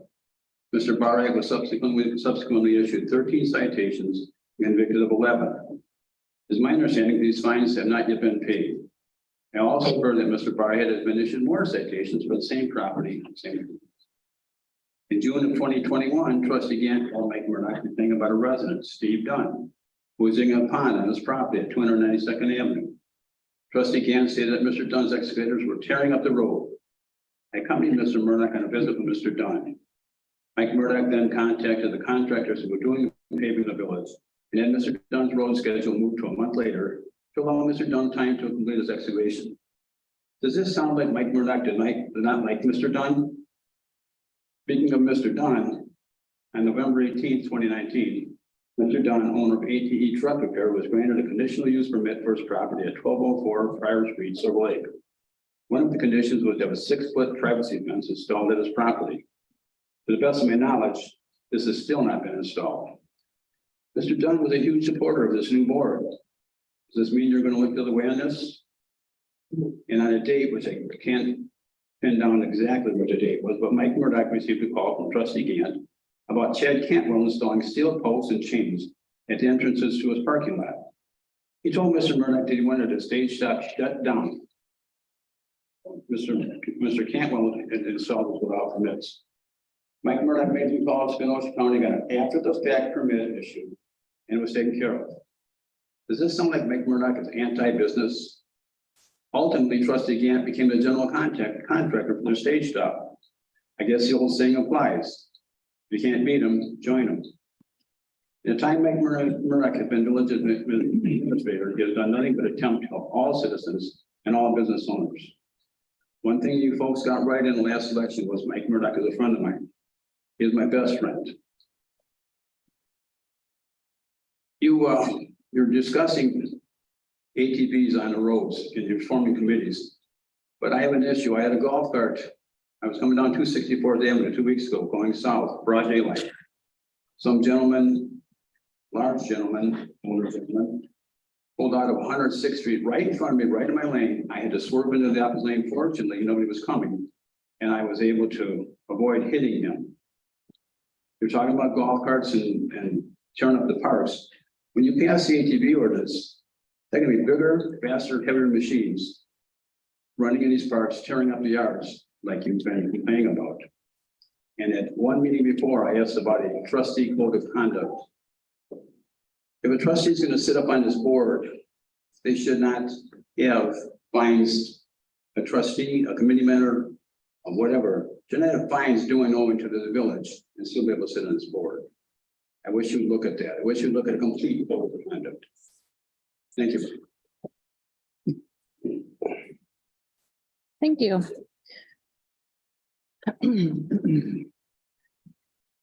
Rich, I have one question on trustee comments. I know we are not allowed to do back and forth discussions with each other or with the public, but are the trustees, if they were singled out, are they allowed to address that in their comments?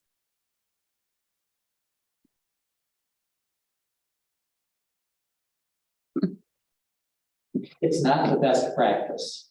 Yeah. Okay, good enough. Okay, Same. so we will proceed then, knowing that, everyone. Mr. Young?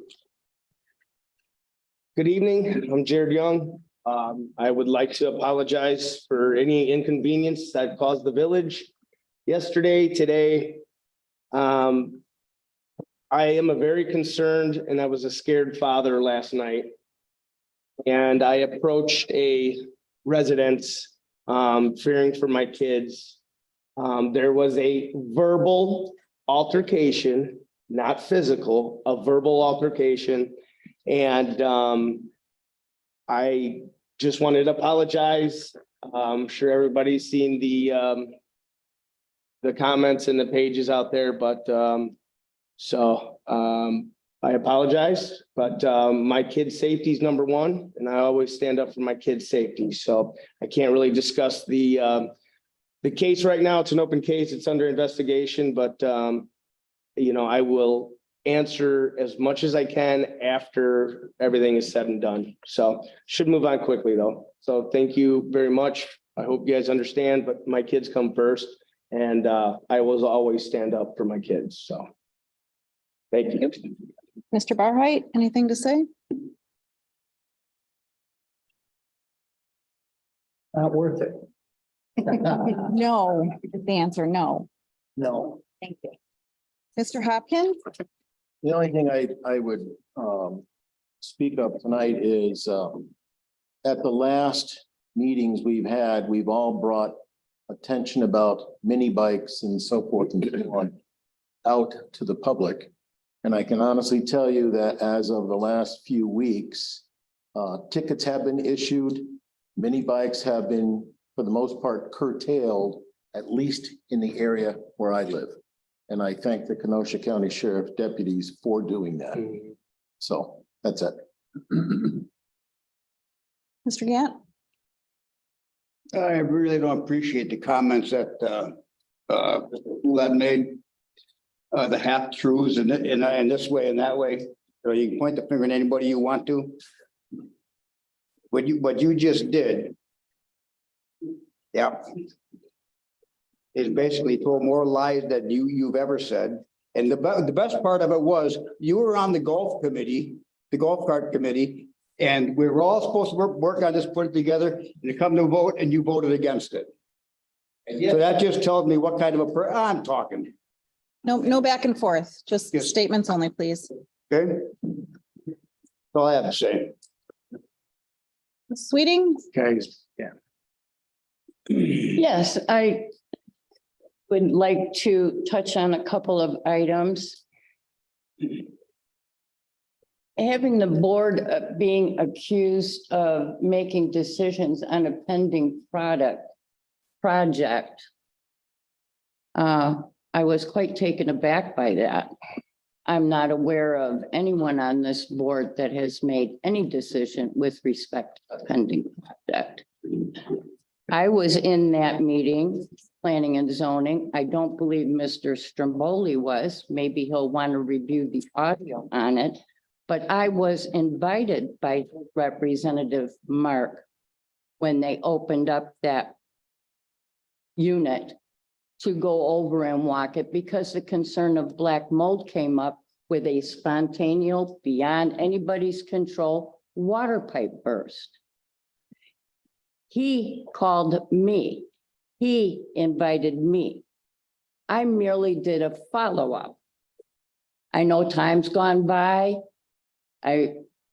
Reminding you again, I'm at your convenience. So when you find your way out here, and now all of a sudden today, it's turning into a legal battle.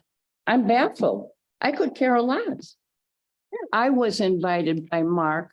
I have my phone records to prove it. And perhaps maybe somebody should touch base and put it into context.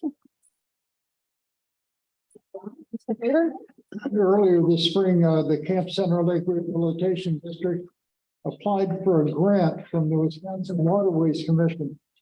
And we were awarded up to $123,215 to offset the price of a new harvester that's becoming obsolete. It's gone through its life cycle. So a good thing that DNR or the Wisconsin Waterway Commission is a little different, but the grant is administered first of all through the DNR to the Waterways Commission, and they received that grant. Great, thank you. One last thing I would like to add is Mike and Brad brought to my attention a phone call that was placed, and I think Brad, you said we have audio. He's hiding. Play that right now. Loudly.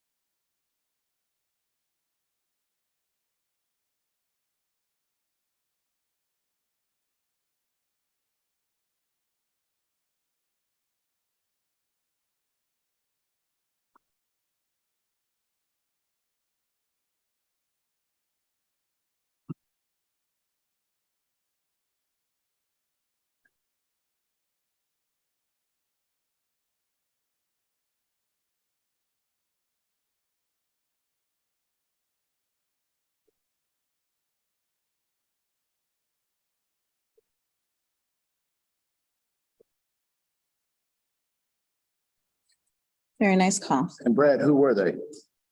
Mike Groznik, Bill Brown, us, Darcy.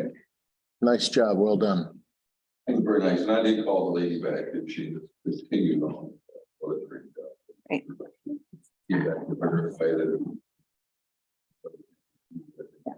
Thank you for sharing. That was nice to hear. All right, do I have a motion to adjourn? So moved. Hopkins and a second from Gant. All in favor? Aye. Aye.